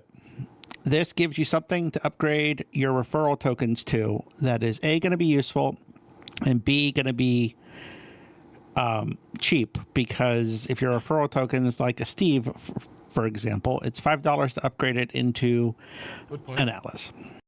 Yep, no, that's a good point. If it was $25, that wouldn't have been an option, and that was one of my fears, is that it was going to be too cheap to be able to upgrade a token to. I'm sorry, a free token to. Yep. That's not a bad concept though. Yeah, it allows you to take any free referral and upgrade it into. That is a good point. Yep. Interesting. Okay. So you can divert, especially if you've got like 6 of the same type of referral. You can, and what I mean by that is over the years they've done the same thing. So at least you got some diversity. Daft Digit does say you can't upgrade to it at the moment. They tried. Probably can't do it right now, but it was in the store, so that means it's just not turned on yet. So they will be turned on eventually. They've got to finesse it and rub it the right way. Anyway, all right, let's get back to the questions. We're about 2 hours in. We've got about an hour to go. We could probably string these ones together. We've probably got about 12 questions there. Yep. So Jadamo had a question saying, "Thanks, Lemming. How do you think the Hammerhead compares to the A2 now that it has size 3 size shift shields?" I think we may have talked about that, Jadamo, we just did that one. We're on the next one. But I think also the size 3 shields just make the A2 better at ground attack, and it's down to firing guns. Just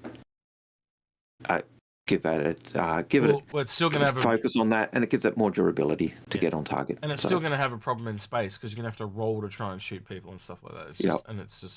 It's got a weakness and it's above. Jay Voodoo says, question, is Stanton and Pyro a part of the 5 Squadron 42 systems? Yes, they are. It is a part of the line of 5. I had heard one of the leaks I did hear that at one point you have to fly through the jump points to get to Stanton to do a message. I don't know whether that's how true that is, but the Squadron is what it's related to. So that would make it part of the 5, Oh, he actually says part of the 5 Squadron 42 systems. Damn. Well, I didn't realize. Sorry, I just read that as Star Citizen systems. Well, I think he's really picking up the same idea. Like this, the line of 5 was always done as the 5 systems would get in Squadron in the PU. Yeah. But they always started from Odin, not Odin. But the system where Squadron 42 takes place. And then people, and we already had Stanton, so it's kind of okay. Where does the line of 5 go from that point? So that's where that idea came from, and it came from Chris saying at one point when the game launched we'd have 5 systems in game, and then the idea was that they'd be adding new systems every year. Also after that. All right, so this one's a good one, Algared. I'll let you take this one. So it's Trader Gator says, how do power plants affect the other systems on the ship? As for me, press the off button, all the lights turn off. You turn on, I think the amount of the power generation you've got means that you're able to better manage your power output. So if you've only got 50 units of power, and you've got a system that at best needs 50 units of power. To get the best out of that system, you've got to turn everything else off. Yeah. So if you've got 150, so how fast do things refresh? How fast you can fire them? So in guns, for example, they can fire for longer before they need to kind of like recharge, so to speak. Like, I'm talking about lasers here, obviously. And then, you know, you can fire faster in some cases. Like I use the faster fire rate because you can overclock them or boost them. That's probably the best example. But also, you got to start looking at individual components. Like, is it industrial? Is it competition? The emissions and stuff like that. They all are all interconnected. And some components, depending on the grade of component, depending on the type of component, will actually would have a bigger power draw. If you don't have enough power draw, it shuts down. So you'll remember when you used to fly your ship, you'd be doing quantum drive, and the power draw became so great that it would actually shut the ship down, and so the ship would stop and drop out of quantum. I think I've just thought of what could be missing from the Redeemer in those stats. Batteries. Yeah. If that thing has got some really big batteries in it, then that's got some really big shields. And if you've also got more power plants now, they could recharge the batteries faster. Yep. Interesting. I didn't even think of that until just then. That will become a big aspect as well. So more power means, so that also gives you an ability to, if you've got enough power in your system to power everything you need, plus a little left over, you're able to power your batteries up as well. So, again, Ryan E, why would you fly a Redeemer over a Connie? Question mark. Well, again, we have to wait and see. At the moment, it sounds like the Corsair is now the premier gunship, but again, and the Connie's up there as well. So I find that the Corsair being the premier gunship is a bad taste because it's supposed to be an explorer. And I know people say, "Oh, but it's an exploring inside your ship." How do they say that again? Can you say that again? No, you're exploring the inside of another ship, you know. Yeah. I can't stand that argument. But yeah. We'll see. It probably does do some, like, again, it's got the wings. It's designed for atmospheric exploration. You can tell from the wings it's designed for that. So we'll see. But I would say at the moment it does look like the Redeemer is not. It doesn't seem, in a sense, it doesn't feel like it feels more fightery than gunshipy. Again, the only thing I can think of wait and see. There's a compromise is to put 4 size 4s on each turret, but maybe I'm crazy there, but we'll see. Or even if it was 4 size 3s, I don't know. But the range nerf is what's really going to hurt it. So yeah. I agree. Yeah, Ryan E. You want to read that one then, Algared? Go ahead. Well, actually, I think the biggest problem with that is the fact that the size 5 guns on the turret, you reduce the range of your turret guns because your pilot's still got his top guns, so he's still got the range. You're right. It's not necessarily the power, as I said. It's the range. But do you make it so it's got a special component that no other ship's got, so the size 4 guns go further in range? That just sounds a bit weird to me. That's the only other way I can think of fixing it. What size? Now, because I didn't look at the size guns that the turret, the pilot has, what size are the pilot's guns on a Redeemer? Yeah, I think Sangroper nailed it there, because we always talk about it punching up. He just said the ability to punch up on the Redeemer got slapped. That's totally it. It doesn't punch up anymore. It's now just equal across the board. What are the guns that the pilot has control of on the Redeemer? What size are they? 2 size 4s and 2 size 3s. All right. Yep. And so now the turrets both have 2 size 4s. And I actually think the fact that the Redeemer turrets were size 5s versus size 3s actually made it.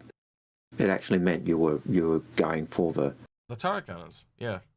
The turret gunners. Yeah. And but again, the only way I can see to fix that and keep the range down, which is probably what they wanted, is if you went to 4 size 4s on each turret, because then you've got both turret gunners that have got twice the guns that you do as an Thingo. And that would it would look like a gunship, because it would have literally 6 size 4s just blaring at you, and then 2 size 3s as well. But just remember. But the other thing is, like, think of the number of bullets being tracked through space as well would be insane.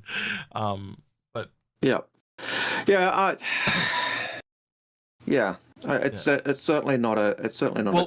It doesn't. It's a fighter. I've realised now my mistake when I was saying before. It's like 2 of these equal a hammerhead. That's not right, because they also have quad turrets. So yes, it does have 6 turrets if you have like the guns line up, or 6 positions, but they're undergunned now, like massively. Before they essentially matched them in power and then outranged them. Now they're half the power and the same range. The Redeemer's going to get smashed by the hammerhead. Absolutely smashed. I think that the Redeemer's no longer an escort. It's got to be batteries. It's not a gunship anymore. It's not even on par with a hammerhead. It is a heavy fighter. It's closer on par with a Vanguard. I have to think it's got something to do with the shields. It's the only thing I can think of. If there's batteries, there is 6 power plants, and then it's undergunned. If you move that into, I'm going to outlast you with my shields, that makes a lot more sense. So not only are you hard to hit, you've got way more shielding.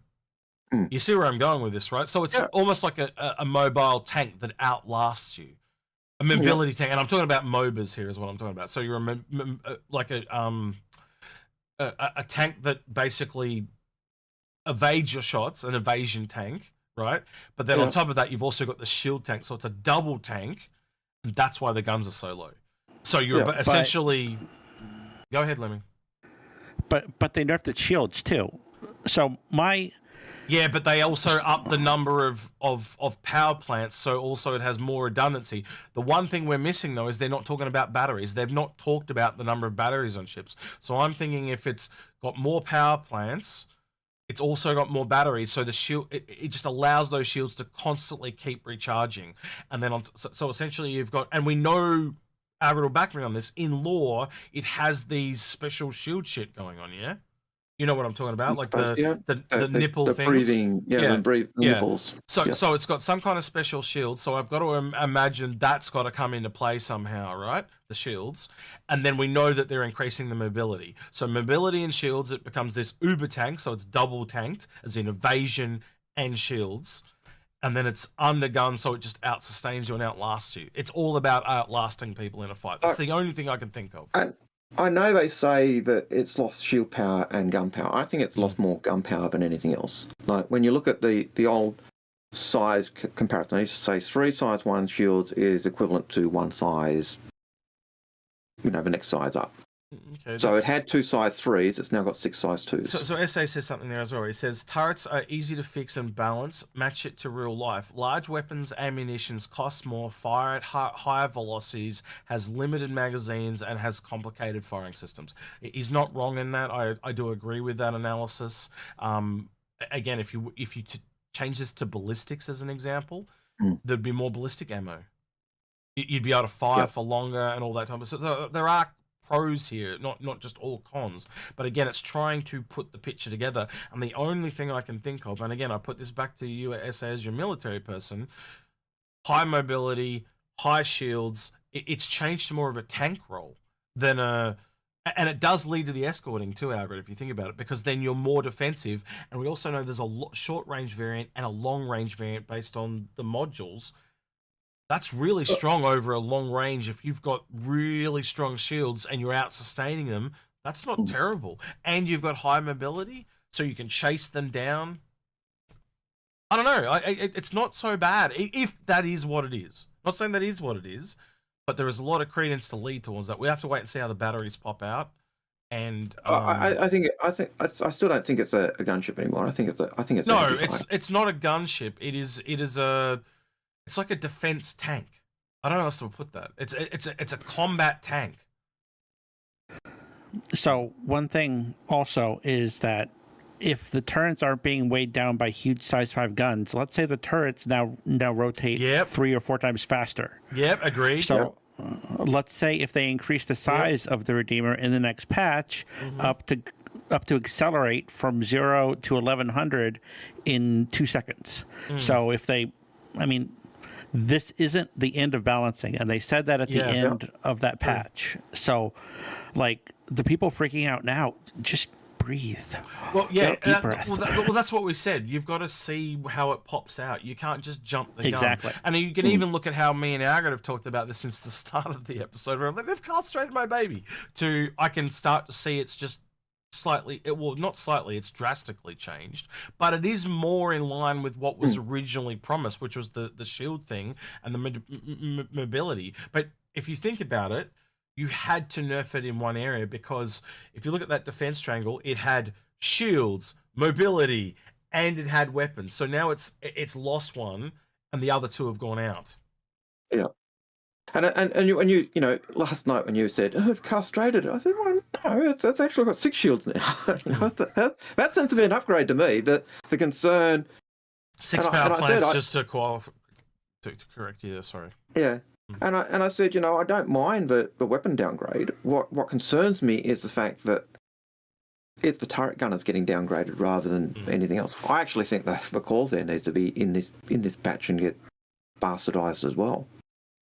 Well, but again, the Connie's got size 5s. I actually think that's coming. The Corsair and the Connie both having size 5s. And I say it again. I think the pilot control guns need to be reduced on multi-cruise ships, and the turret gunners need to have their guns increased.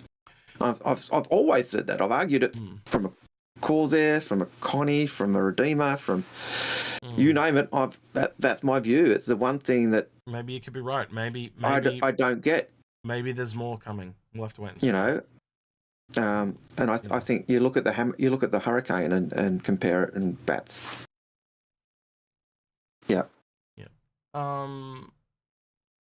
okay. The way you balance the Redeemer is make it sloppy and slow flying. Well, that's what it is now. That's what it is now, mate. So that's why I think that's why they're going back to the original vision of it. It was meant to be highly mobile and have these special shields. And I think they also had the big guns on it, and they've realized that they can't have all three. And I also think, like I kind of said, the Corsair sits there now. So to differentiate it, the Corsair doesn't have the armor and it doesn't have the shields, but they'd already talked about the shields and that on the Redeemer. So I think if you think about it, essentially the Connie sits in the middle, where it's kind of slightly shielded, slightly armored, and it's bigger, but it's got the weapons as well. Then you lean into the Corsair, where it doesn't have the mobility, it doesn't have the shields, but it's got the guns. It's definitely got the guns. And then you go to the Redeemer, where it's highly mobile, highly shielded, but they've dropped the guns a bit. And I can tell you right now, you can see that triangle aspect, can't you? You can see right now this thing is going to fly rings around the pair of them, and it's got to out-sustain them. That's what it is. It is fly around, don't get shot, out-sustain the competition, and you'll win. Yeah, that's how it is. So it'll be the pilot and the turret gunners working together, and they will defeat. Well, think about the Corsair. If you get hit behind the Corsair, it's done. It's over, right? You get behind the Connie, you've only got to deal with the turret gunners and not the pilot, and the pilot has all the size 5s. Again, both those ships, all the guns, as you've correctly pointed out, are on the front. If you're behind them, no problem. And the thing with the Connie, there's that blind spot where the turrets just can't. Yeah. Because of their position, they can't actually hit. And that has always been the case. And I can remember when the Connie used to be as maneuverable as a M50. Yeah. So Dyson and I was in a Connie. Dyson was in an M50. He couldn't maneuver his M50 behind the Connie because I was just able to. I couldn't outmaneuver him. He couldn't outmaneuver me. We could just keep that position. Yeah. So what I'm starting to see now is it's possibly lowered it from being able to go toe to toe with things like the Hammerhead, but it's definitely made it more combative against larger ships. So Connies, Corsairs, MSRs, Caterpillars, Galaxies, stuff like that, because it's just going to dance around them. But then again, it also then could probably still go toe to toe with fighters. And like Lemming correctly said, they nerfed the speed, the speed turning of the turrets. If that all comes back, now it can go. It's more in its weight class where it still punches up, but not as far, right? So it doesn't go through the ceiling like before. Now it just goes. It punches the fighters and it punches the large, but it's also a medium itself. So the more I think about it, I kind of like it in a weird way because it's so different. We don't have a lot of. Well, think about it on paper, Algared. How many tanky ships do we have? Like highly, the only other one I can really think of that speaks to me is the Terrapin. But we also had the Perseus. It actually, and that's a really good one. It's more like the Perseus now. The Vanguard is supposed to be tanky as. Yep. It is supposed to be. You're supposed to be able to send it through. Bash the crap out of stuff and then fly home shot to hell because you've got so much redundancy and everything else. But it doesn't do that. I don't know. It's interesting. I do like the idea if they can, as Lemming pointed out, and it's something I'd forgotten as well. That nerf they made to the turrets because they were so big and powerful, they slowed them down. Yeah. So now, because they've lowered the gun size, can they increase that turret speed up again?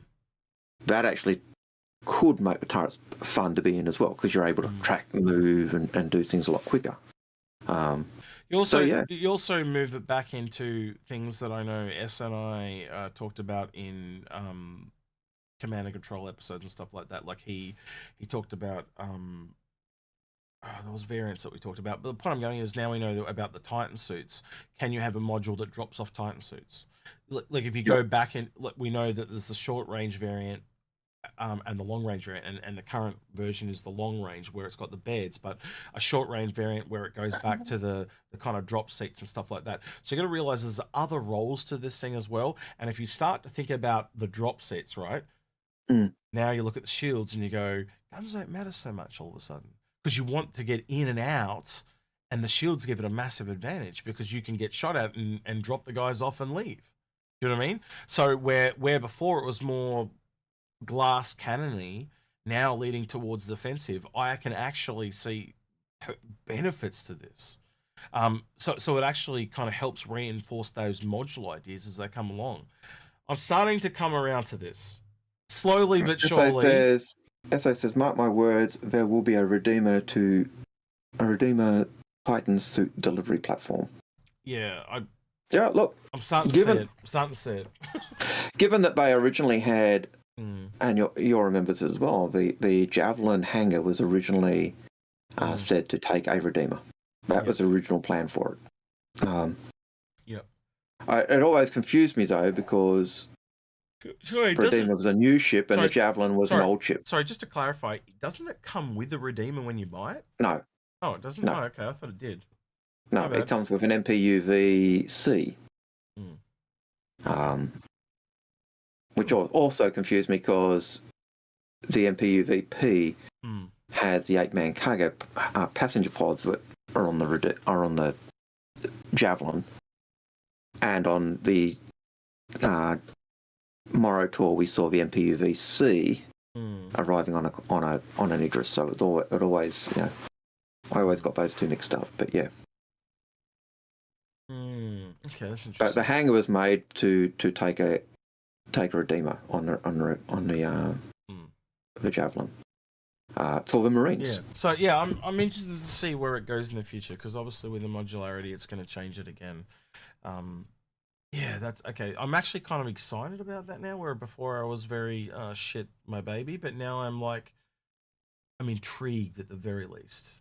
So we'll see where that goes. You've piqued my interest, John Crew, as you always keep doing. Right, Ryan E says, why would the A2 get a shield bump over the M2? Because it's combat. Or as in it's a bomber. They're both combat, really, but it's a bomber. It's directly being shot at as it tries to deploy its bombs, where the M2 is kind of coming in on the edge of the battlefield. Yep. I think the idea is the M2 is shooting at the target and can better defend itself from incoming threats, whereas the A2, when you're flying straight and level to hit your target, you open yourself up to be shot more. Yeah. You're not taking evasive maneuvers. Yeah. I think that's probably the difference. Yep. No. Again, some of the military people could talk to that if they want to. Citizen Ninja says, which ships do you think will get a price adjustment increase at or around IOE? Oh God, there's a nightmare. Yeah, it's any ship that CIG want. Let me at AIE this year. Which ships will get increases and adjustments? Yeah. Damn. I honestly thought the Crucible might be one, because it wasn't.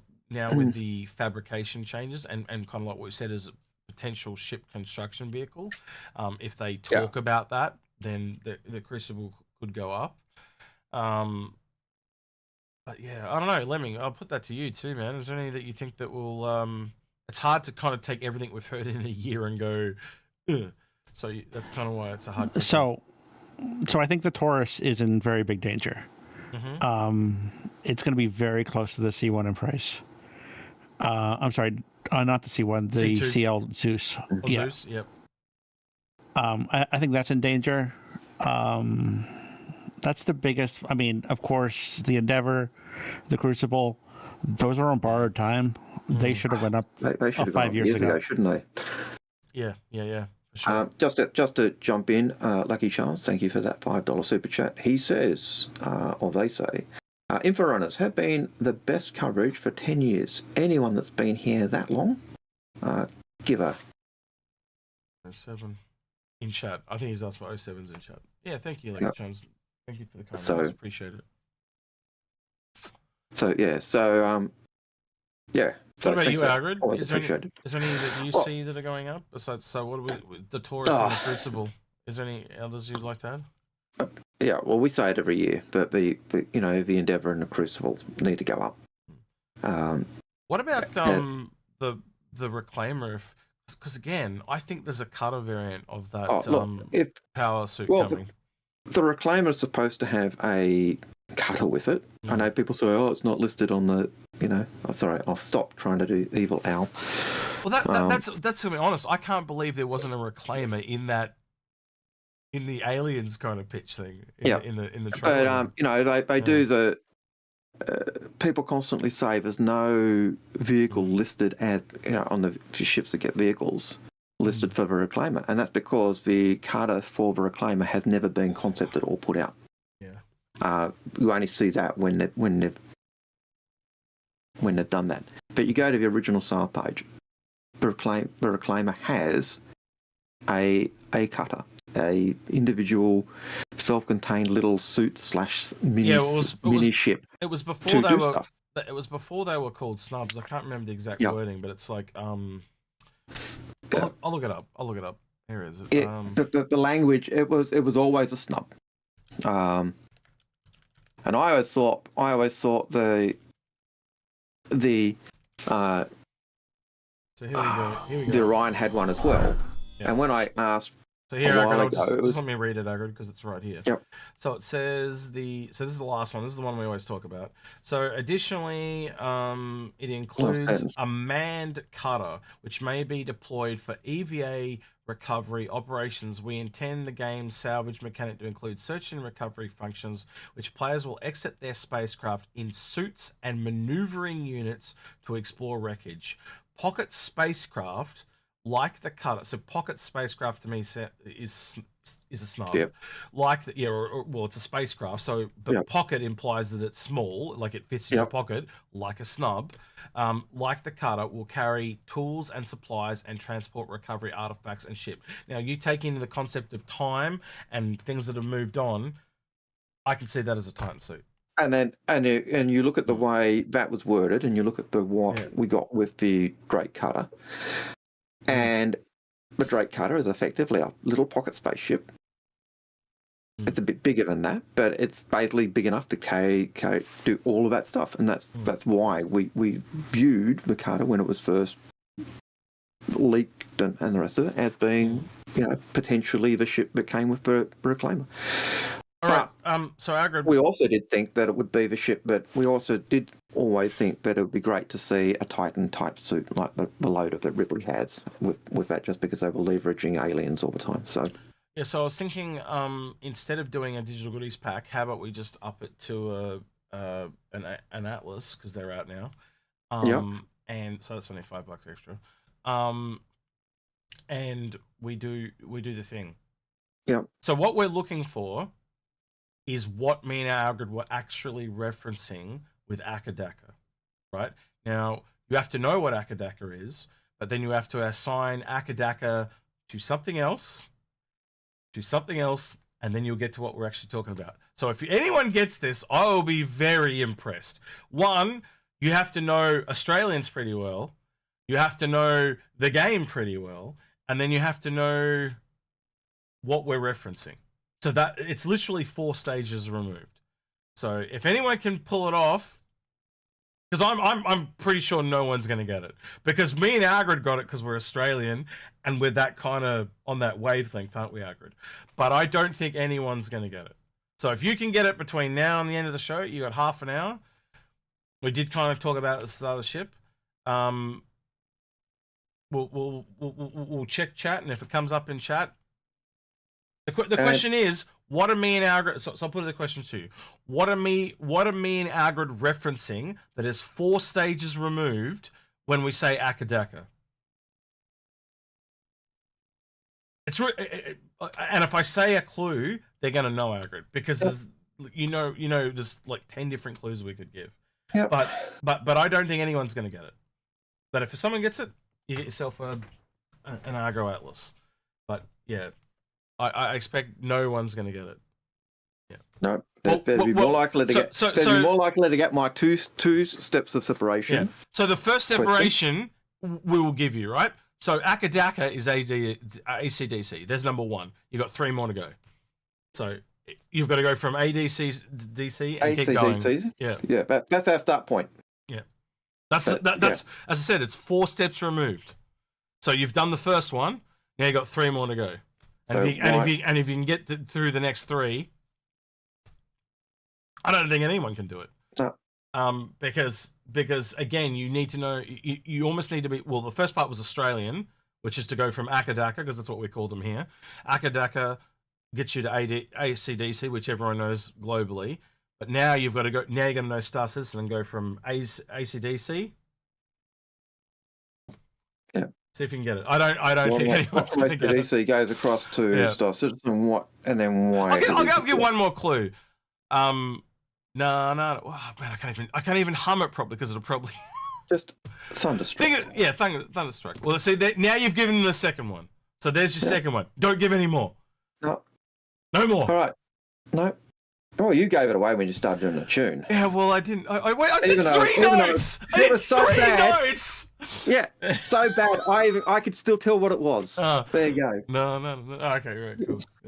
Well, yeah, you know what it is though. But anyway, right. We'll see. All right, now more are coming in because people are starting to get it. Yeah. But as I said, it's 3 steps removed. So you've got to work out the first one, the second one. We've given you half of it. So if you can't get the last 2, you're not going to get there. So we'll see. Well, we're now getting the 3rd, I think. No, they're not. They're not getting it. They're not. We'll see. We'll see what happens. I'm just going to leave it there. If we go any further, we're going to get it away. Yeah. We'll see. I think my question was probably easier, and that was no. I deliberately wanted it hard, Algared. Yeah, I know. Don't ask it. We might need a backup. Lucky Charms. Execute. Yep. You rock and Algared. You rock and Algared. Thank you for 3 BMM insight. Else, I'll help you build your fleet. Let me know your daily driver. Oh, I help SA with this shit all the time. He's one of the military guys, so he's got me on personal speed dial, mate. SA. Sorry, I misread that.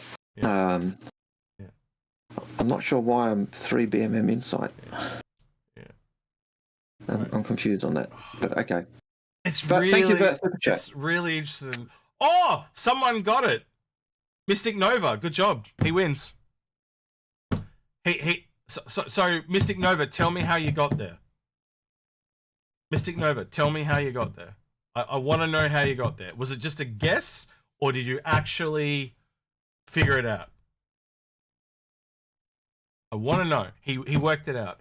So I'll tell you what it was, but you tell me if this is how you worked it out. So Akka, then you've got Thunderstruck. Thunderstruck is clearly lightning. The god of lightning is Zeus.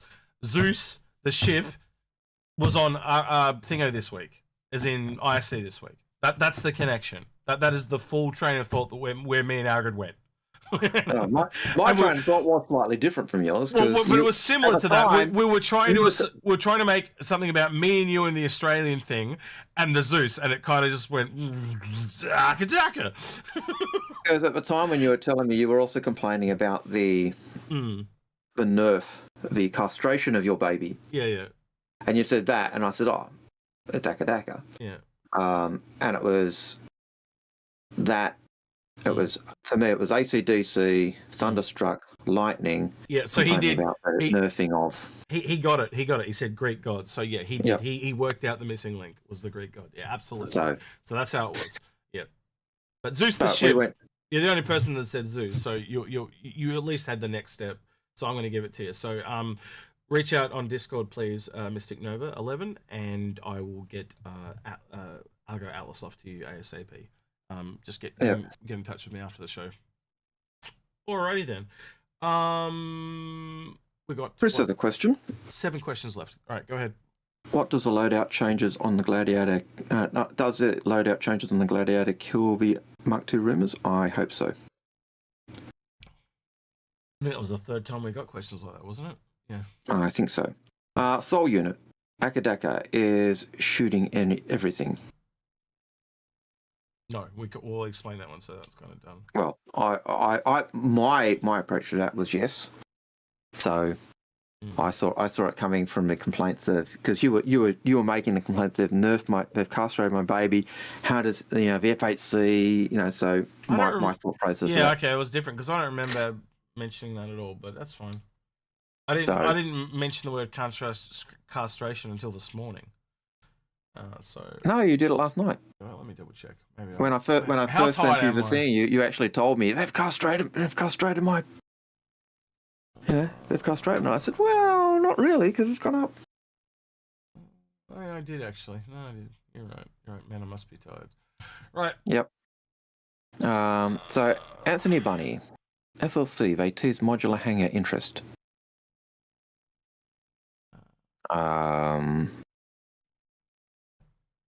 We've always known to be modular hangars, so just to let you guys know, because we're gonna have to talk about this a couple of times the next couple of weeks. So I just got another quote from John from a different t-shirt place, and it actually went up in price, so it's like £947. So yeah, I think we're looking at around that first one I sent you anyway, Algared. So what was that? Paul will be happy with those changes, I think. Yeah. He'd be really happy with those happening. So yeah, Paul will be happy with those changes. Yeah. Because anything that kills a Redeemer is good. For him anyway. For him anyway. Yeah. So let me talk about this. So yeah, again, we're looking to get this shirt made for the people on the ship team. We need 55 of them. Cheapest quote we've got so far is £919.40. If you would like to donate to help get ships for the ship team, you can go to this PayPal me, which is John Citizen. He's in the UK. That's why we're getting it sent to him. So we can I'm going to be staying with John when we go to CitizenCon, and we can collect it from him. And it's just there in the UK, so it's easier. And because it's just collecting money, there's no taxes, no nothing like that. And we're just going to buy them for him. So it's like buying for friends. If you want to help out with that, that's awesome. If you don't, no problem. Anything you want to add to that, Algared? No. We don't like asking for money. It's just not who we are. But again, we just want to do this as a thank you for the ship team, and we want to give them a bit of a surprise. So yeah. If you see yourself as part of the Inforunners community and would like to help, we'd love you to join us on that. Where's the back of it? Here it is. So there's the back of it. If you want to see the front, message me and Algared privately, and we'll happily show you. We just don't want it getting out because we kind of want to keep it a little bit of a surprise. So yeah. Well, at this rate, it's going to get out, but it's going to get out. Yeah, right. We'll see it. Right. But yeah. So yeah. Again, it's just If it was just me and Algared and we had a spare $2,000 laying around and we weren't spending all this money to go to CitizenCon, then we would. But yeah, we'll just as many shirts as we get donated, we'll work on. So yeah. Yeah. Right. Next question, please, Mr. Algared. We're down to the last next 4. question is socially confused. Just real quick, we have 4 questions and half an hour. So if you want to get a question in, do it, because we're definitely going to run out with 4 questions. So yeah, and actually it's only 2 questions actually. If you read those 2, Algared, yeah, it's only 2 questions left. So yeah, get a question in. Algared, go ahead. Yep. So Anthony Bunny said, sorry, not Anthony Bunny, Socially Confused says, do you think the new MFDs shown in the latest ISC indicate what ships are flyable in Squadron 42? Do you think the new MFD shown in the latest ISC indicate what ships are flyable? No, because they did Squadron 42 beforehand. Yep. I think what is implying is they were ported over from Squadron. I see where he's going with that. Yeah, okay. I see where he's going, but no, I think it's just an application of the stuff they developed for Squadron coming across. And I could have swore I heard him say, but we did this in Squadron, and now we bring it into the PU. Yeah. And I know that was certainly where our thinking went yesterday when we were talking, at least. Well, there's from my memory, there's no flyable Drake ships. There's no flyable Argo ships, or at least that we're aware of. MPUV maybe. We know the Gladius is maybe that's what I'm doing the ones that are not first, because it's easier to come that way than the other. So unless there is potentially a Drake ship that's flyable as well, we do know they have the mismatch ships, but I'm assuming they're only used by the enemy, not by us. I could possibly see the MPUV that we fly, but I don't quite see that. And then, as you said, you've got all the Anvil ships and all the Aegis ships. I think they're the biggest carryover from Squadron 42, but I think they've probably worked on Argo and Drake. What about you, Algared? Do you think that's kind of where it's gone? They've just started working on those? I just think they've started working on ships, yeah.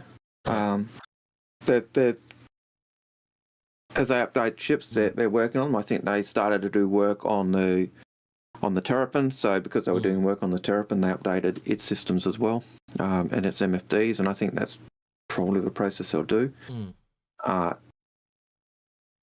So yeah, $5 super chat from Lucky Charms. He says, "Let's fix my fleet. Was super easy with these guys." Well, thank you. Yeah, some are easier than others too, Lucky Charms. So it really depends on the individual. That's what fix my fleet is, though. It's customizing it to the.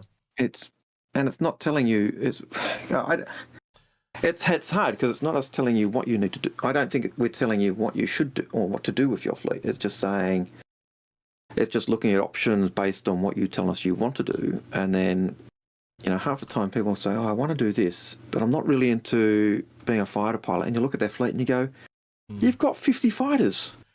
But you're not a fighter pilot. What are you doing?" It's a little bit like an intervention in a lot of ways, but all we're doing is reflecting what they're saying us back at them. And it's really kind of funny because the people that are the most difficult, almost all the time it's them fighting with themselves. They've almost like they've got to admit that they're wrong, but they don't want to admit that they're wrong. It's really weird. We're going, "You've told us this, this, and this, yet you're not prepared to do this, this, and this," and it's just like, well. And again, the decision is up to them, but you kind of sit there and kind of go, "But you told us this, this, and this." So it's just a little weird and disconnected sometimes. But again, sometimes people just need convincing too. But sometimes that's also, and you're dealing with a lot of money. And sometimes, as you're going through the process of what people say they want to do, and so we approach based on what they say, and as they go on, they actually realize, well, that's actually not what I want, and so it helps them refocus where they want to go. And so so it's never, I don't think even if we say X and they thinking Y at the end, it's never a wasted journey, because it helps people refocus or work out exactly where they want to head and what they want to do. So that's a good. Yeah. I'm just reading something Daft Digit said in chat as well. He said no RSI MFDs when they're working on RSI ships. So now backtrack that Daft Digit, because they're probably still working on them. That's the whole point. That's why they're not there yet. And I'd also argue, much like what I forgot the person that asked the question, but where he said that Anvil and Aegis, they were predominantly in Squadron 42. Yes, but then you start to look at Argo and Drake, and you can kind of see there's a little bit of industry compatibility, and there's also a lot of them in game.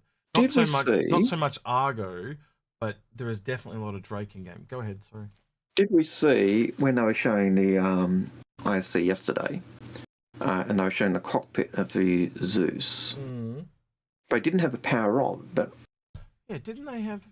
I thought they showed. I thought we saw that type of stuff in there, but it was a very short clip of that interior. But yeah, let's see if I can get it up. And Lucky Charms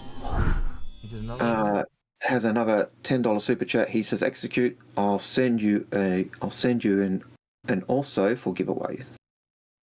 So he'll send us something for a giveaway. Okay, cool.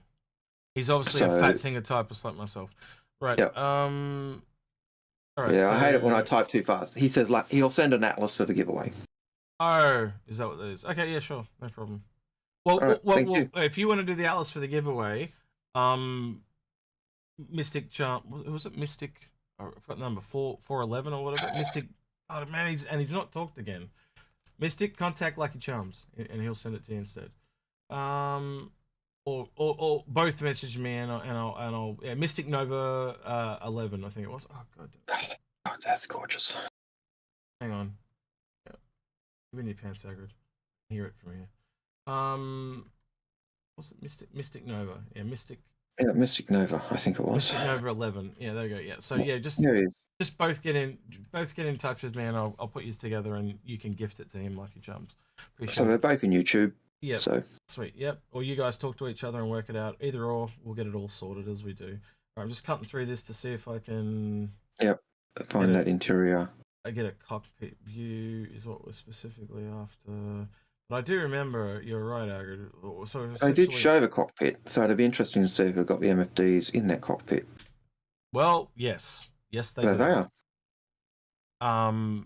So, though they didn't talk about RSI, I go back to they're clearly still working on it. They are clearly the new MFDs for. But they do look a bit. They do look a little bit empty, or is it just me? And like they've got the radar up here, but there's nothing above Algared's side over there. There's no kind of thing in the center here for the. You know what I mean? So that to me kind of says work in progress. I think chat. Let us know, chat. What do you think? Work in progress? That's what it looks like to me. And they also said that the if I remember correctly, that the remote turrets are used by the other guys. So I would have an MFD as well. So true. So that we might be seeing a split of those command MFDs being spread across, and we also don't know if the pilot looks down, what's below him. So there could be more MFDs out of sight, out of mind. So yeah, it's like a so on Twitch, Zaya T Cat says same pilot camera's going. Yeah, it's just a compressed version. It's way there's almost a how do I put it? So it's almost like shoulder to shoulder. The seats are shoulder to shoulder, and you can kind of see that when the seat turns around. But then in the Connie, they're almost like a seat apart. So you've just got more leg room. I don't know how to put that, but you get my point. Yeah. Which I won't have on that flight to CitizenCon. I am not looking forward to that at all. So we'll see. All right. 2 questions left, and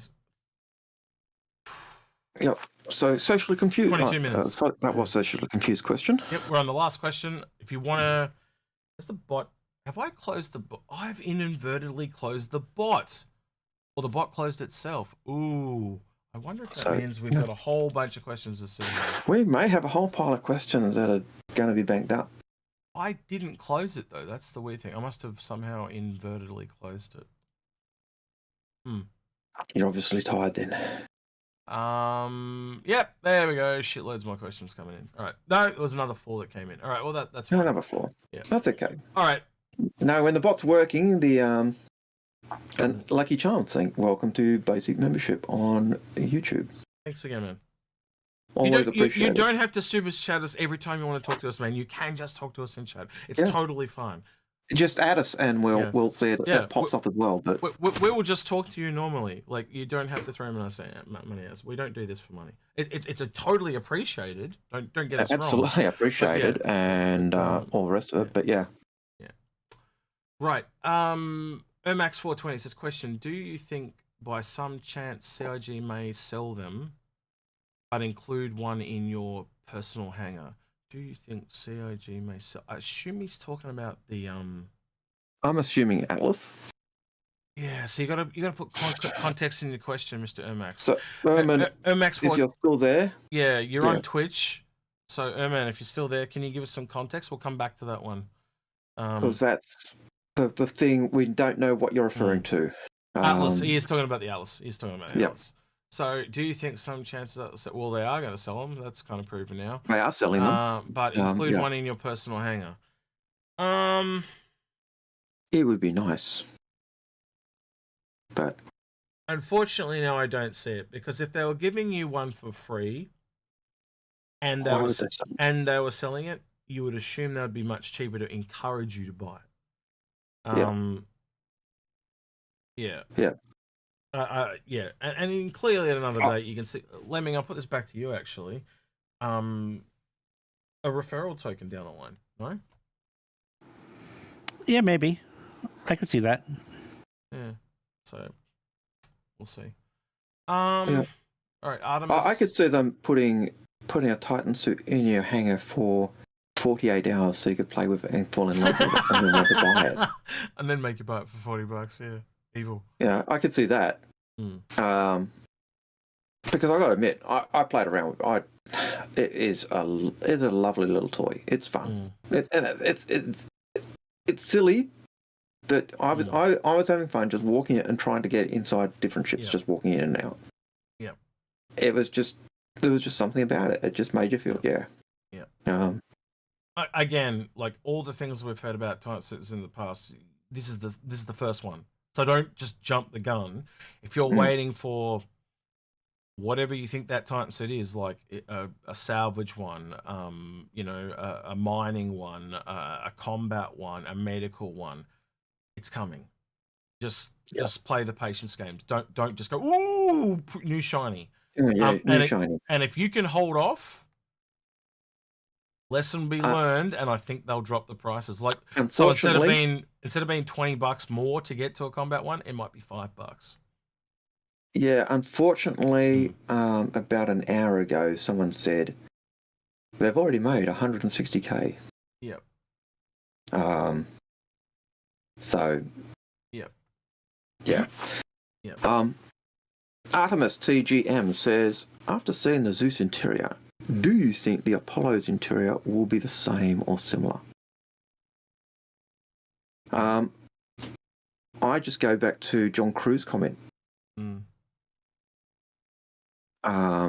Algared not getting the full pack because Algared is broke because he's going to CitizenCon. Algared has not bought any new ships this year. Any of the new ships that have come out, I haven't bought. I can't afford them. I would love to. If it was certainly cheaper, if the Atlas was certainly cheaper, yeah, I'd have bought. If it was $20, I'd have probably splurged and bought 3. But at $40, as much as I've enjoyed playing with it in PTU as an Avocadi, I'm tossing up. So yeah. But I go back to John to go back to the question, Artemis. I go back to what John Crew said in the episode. Basically, if this is the new standard. I don't think they were exact words, but that was the I remember us both kind of picking it up and going, oh yeah, if that's the new bar, what's everything else going to look like when it's raised up to that bar? So, and I think RSI ships, the Constellation, the Apollo, the Mantis, all of them getting that kind of look. And yeah. Anything else to add to that? No, I totally agree with you. Again, there was a reason why it's the longest kind of IC coverage we've kind of done, was because it was just a very pretty ship. Like, What else do I add to that? Like, you want to see the episode? Go watch the episode. Like, we talked all about it. We there. gushed. Yeah. We gushed. It is clear. Like, you can see again. If I go back to these, look, I'll take it back. I just left it. I can't even remember exactly where I stopped the video, but you remember that point where I said, like, I can just see in the video. This is just you could tell. It's at a different level. Like, and I can't even remember where it was. There was a wing. And it was flying, and I just went, dude, that is just so much clearer than anything that's come before. Yeah, and I even liked that. You know, I think you even went back at one point when you saw the wings were actually lowered down, because I'd actually drew attention to it and said, "Hey, yeah, you do see that." But it's just yeah. I'm gushing again. Sorry. Yeah. I think it was near here somewhere, but yeah, something like this. But like, you can make out like when you can make out the detail in the video, that doesn't always translate. It was the underside, because it talked about doing the underside and having a bit more stuff on the underside. No, it wasn't. It wasn't. Okay. It wasn't. I know you talked about that as well, because it had the tiling, like the space shuttles kind of heat shields as well. It was kind of near here. Yeah, it was like here. It was like right there. But I didn't think it was a seal. Yeah, it was this one. Because remember I was saying I was talking about all the little details and the little lights and stuff like that. Yeah. But yeah, it's just crazy to me how detailed that thing is. And again, you get up this close to other ships and it just doesn't have that detail. You can just tell that they've gone over this with a fine-tooth comb. Like, it's been greebled to death, essentially. Well, the other one where they talked about that was literally they were talking about the the design, the builders wanting to do the underside, because the underside was often underlooked or overlooked, or and then you saw the greebling and you saw the patterning, and they had the tiling on the bottom, and I remember you saying, it's like the heat shields on the space shuttle. But they went to town on the underside as well, and just making it look beautiful. So yeah. So I was just thinking, normally sometimes when you buy a war bond, right, they come with the concierge skin for free. That is what that is. This one here. So yeah, as concierge, you can also get the concierge skin for $35. That's not too shabby. It's saving you $5. So you're essentially saving $10 in a weird way there. Yeah, that's actually not bad. Yeah, $5 off for the war bond, and then $5 off for the skin. So that brings it down to $30 in a weird way. I'm just trying to show you, if you're a concierge, it's a different way to look at it. But you are not picking your skin. You're getting the blue one. Yeah. But probably going to be the more. It's definitely. Put it this way: I'm buying 5 of them as soon as this episode is over, and melting them in the buyback the next day. Like, is what I do with all the concierge skins. And I end up selling or giving them away. I sell them at cost, but I end up selling them at a cost because there's always someone that bloody wants them that missed out. So to go back to our discussions on the Redeemer, I think this is a Redeemer comment. It's from SA, and he says, just leave the turrets the same and take the pilot guns away. Problem solved.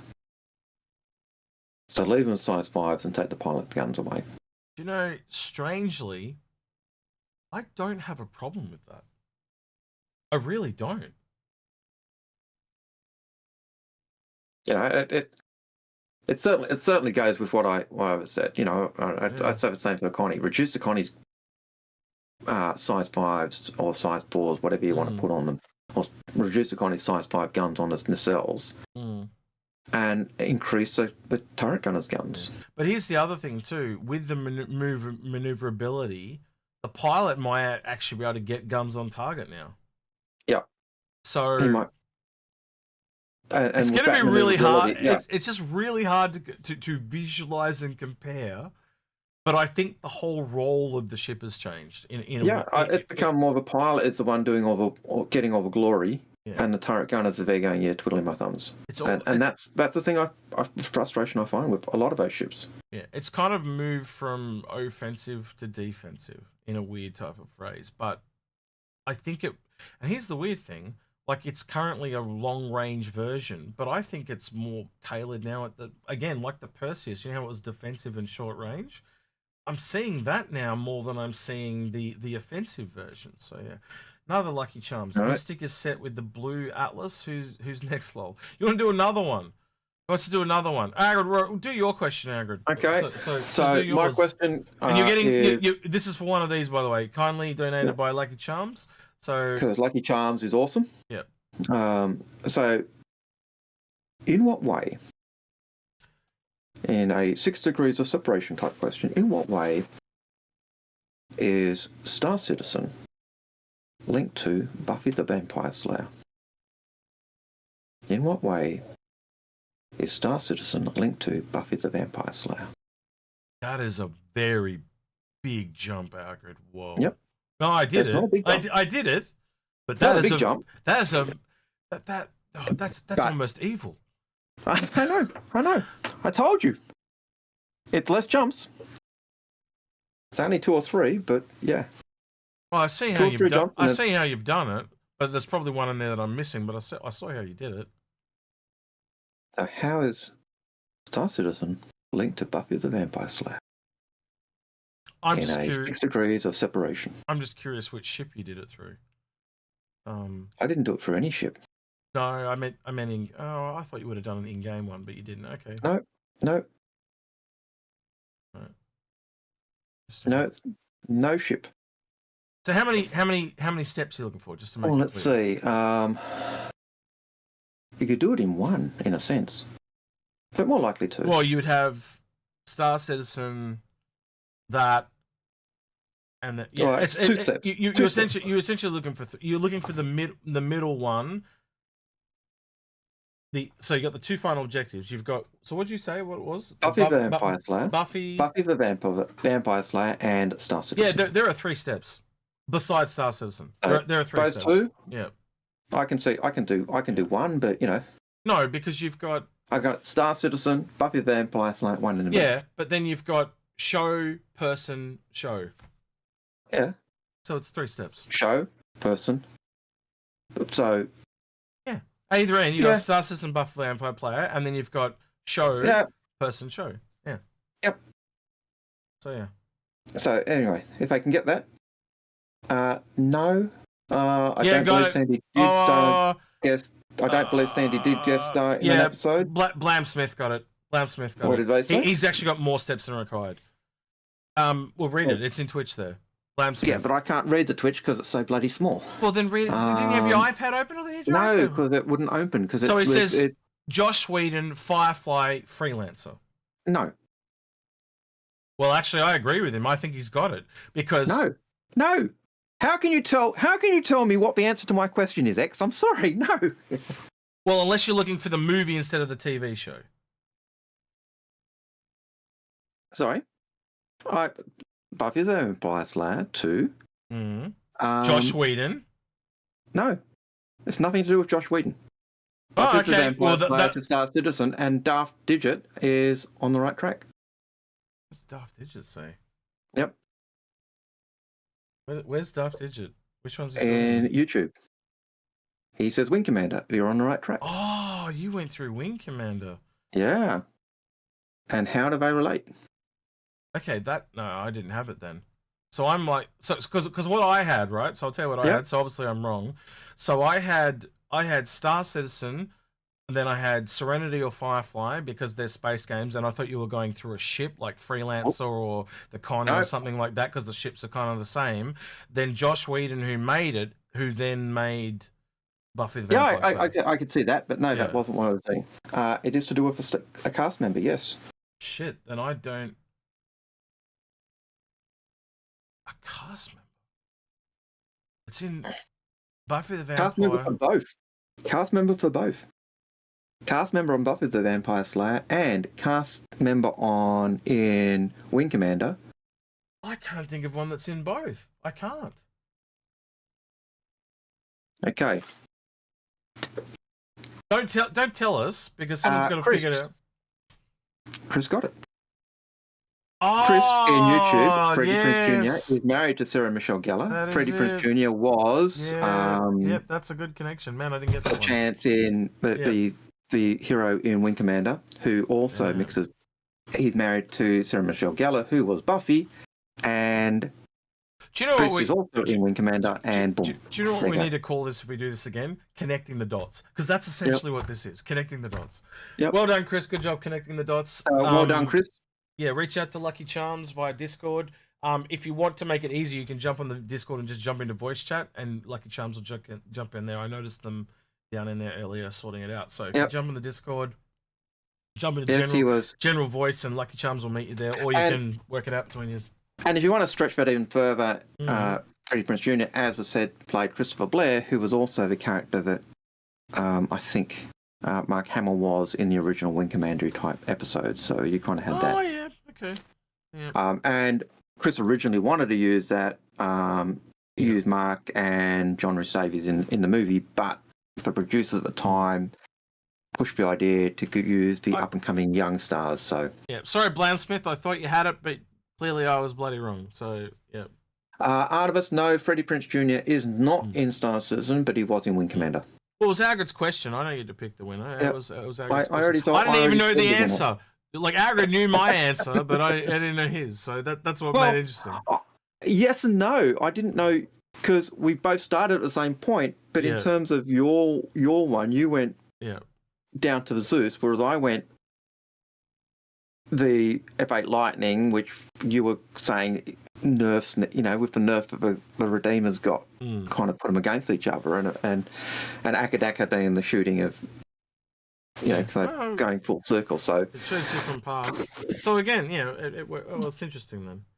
So it was interesting. We both went the same way, but all right. But yeah, interesting. Okay.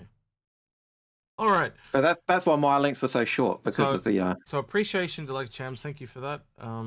Really appreciate it. Most appreciated for that. Yes.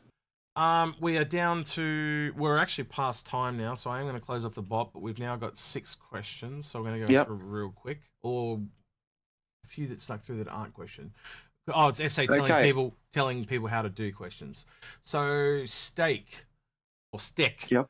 Question: Can we expect this a Crusader starter ship? I do think that is what we're getting, based on the hand-drawn leak we've seen, and the yellow curtain, the yellow curtain, but mainly the sneak peek they did of the engine area. It looks very similar to what was on the leak. So a couple reinforced things are pointing towards that, and also it's clearly not of the Zeus. Now we've seen a lot more of the Zeus. I'm pretty sure it's not from the Zeus. So yeah, I think we're going to get that at around AIE. Again, unless they decide to bring it earlier. But like, again, it's consistent that the starters have come in at AIE for the last 5 years, Algared. Yeah. Yeah. What are you laughing at? You can see you smiling. I'm laughing at the next question. Question: Algared is a legend, but he is also a bad influence. Bonus to is he also a bad influence? I think he's just Aussie. I think it's the larrikinism that comes across. I don't have a problem with him. He's totally fine.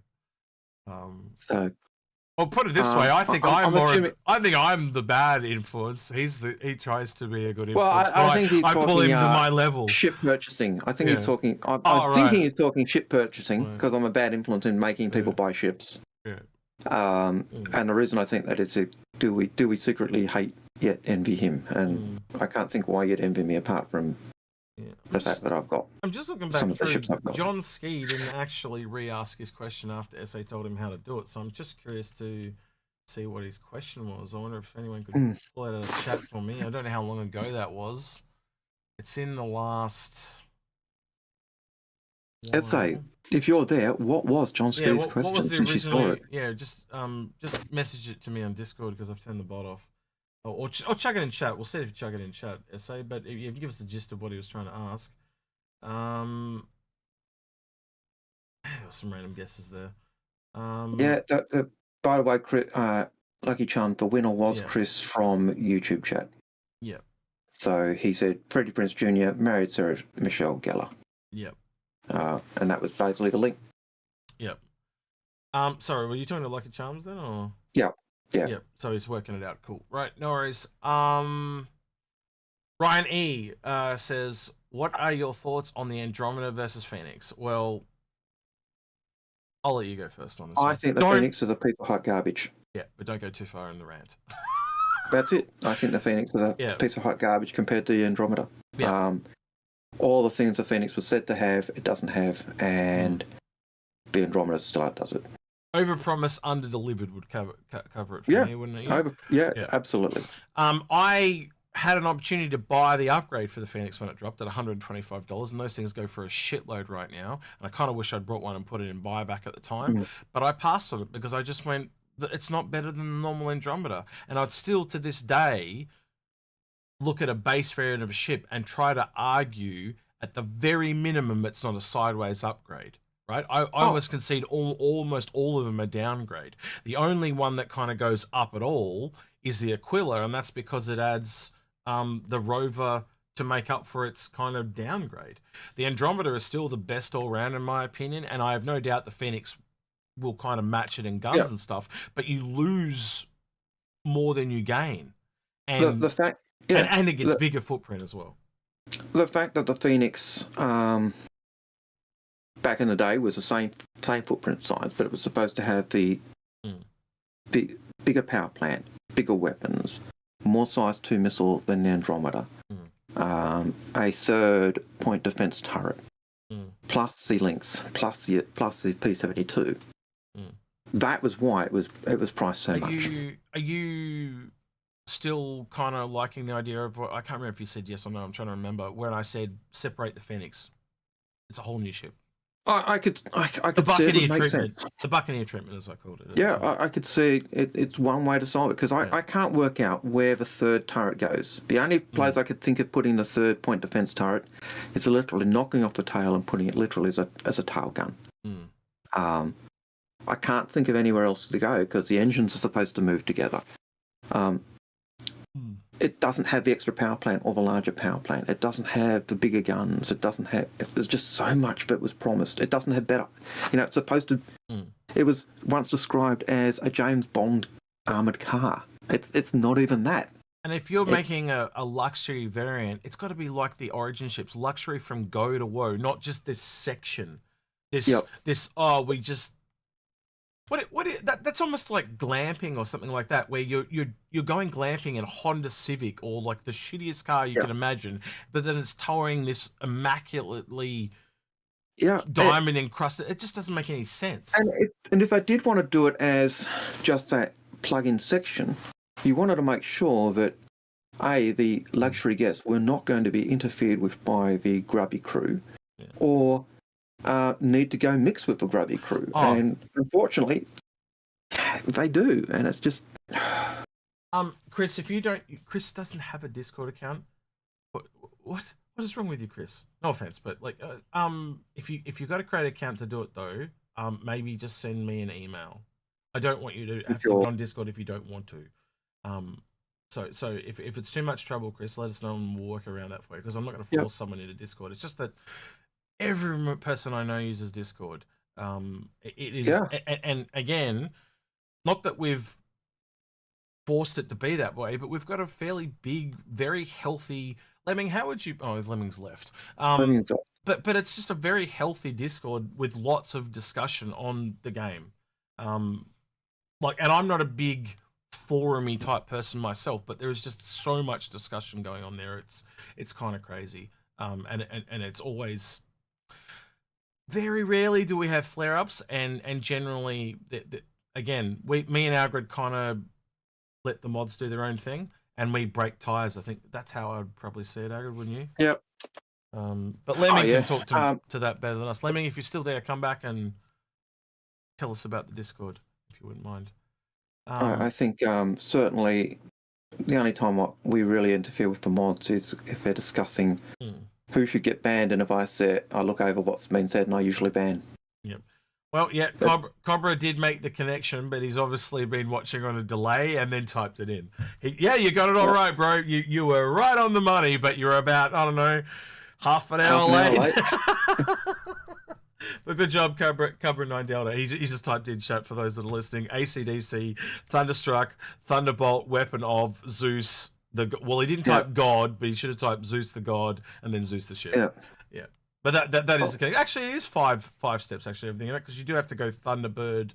Thunderbolt is the weapon of Zeus. So technically, it is 5 steps removed, not 4. Yeah. But yeah. But yeah, you just got to be able to make the connection. I don't really care about the dots as long as you can spell out how you got the connection. And it's the same, right? Yep. Yeah, cool. Thank you, Like Chums. Sorry, I'm just reading messages because people are messaging me. Yeah, thank you, Like Chums. Appreciate it. All right, we're down to the last question, I think. We are back to the questions. I just got to go back to the Red Samurai questions. So one is done. I'll let you read that while I look up on Twitch. And Red Samurai's question was, how much do you think the Atlas will be in game? I'm gonna use my magical powers and go. Oh, in game. I was about to say. I was about to say $40. Yeah. That's a really good question. I would. Now, you tell me if you think different, Algared. I think there's a certain level of tech in it above or equal to the mole.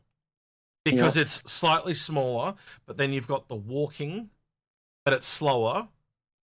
But then it's got the tractor beamy thing a little bit like... I put it in or around about the mole, maybe a little above, a little below. In that area, ballpark. Yeah, I think that's reasonable. It's slower than a mole. It can carry more weight than a mole. Can you look up the price of the mole for me in game, real quick? Are you able to do that? Nope. You don't.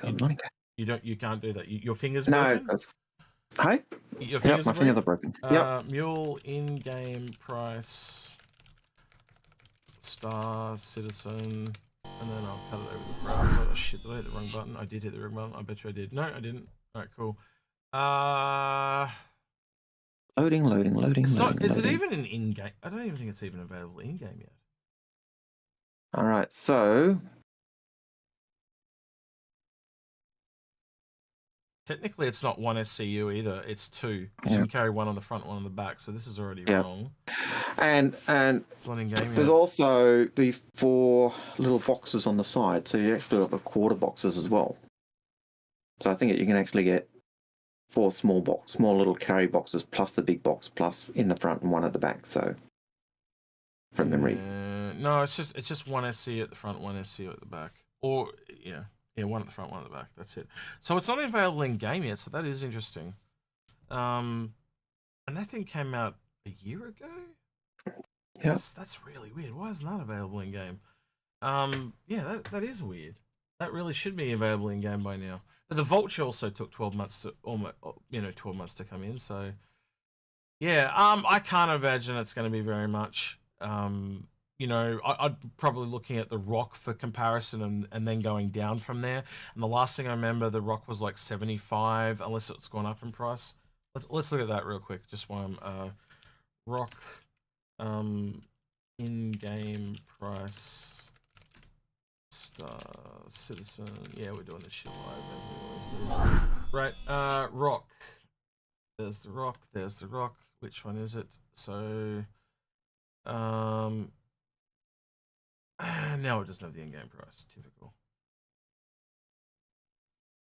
You there, Algared, or have I lost you? Yeah. No, You're just going all quiet. You're right. You're not having chest pains, right? Well, I am, but that's okay. Oh, no, okay. it does have. I was just looking to see whether I was right. It does have the space for those little handheld boxes on the side on the racks. Plus, it can take the big one on the now I see what you mean. in the front and the back. Now so it's actually more than 2 SCU. Yeah, I get what you mean. No, I get what you mean. No, I'm on board with it. Yeah. And and when you said no, I thought, I could have swore it did, and I had to go check because I just couldn't remember. Sorry, I thought you said it had. When you said 4 SC, I thought I heard you say. You were hearing me say 4 SCU. 4 SCU. I'm like, no bloody way. But if you put it on the side, then technically it is 4. It would be. I think it's 3 each side, so that would be almost 3.5 SCU. Yeah. Maybe 3.25 1, 2, SCU. 1, 2, 3. It looks like 4 crates on the side. Oh well, then that would be exactly 3 SCU then. In total. And it looks like 2 on each rack on each side. So I can't find the price of the Rock in game. But does anyone in chat know the price of the Rock? So the Mule is 68,000. So then that gives you a ballpark.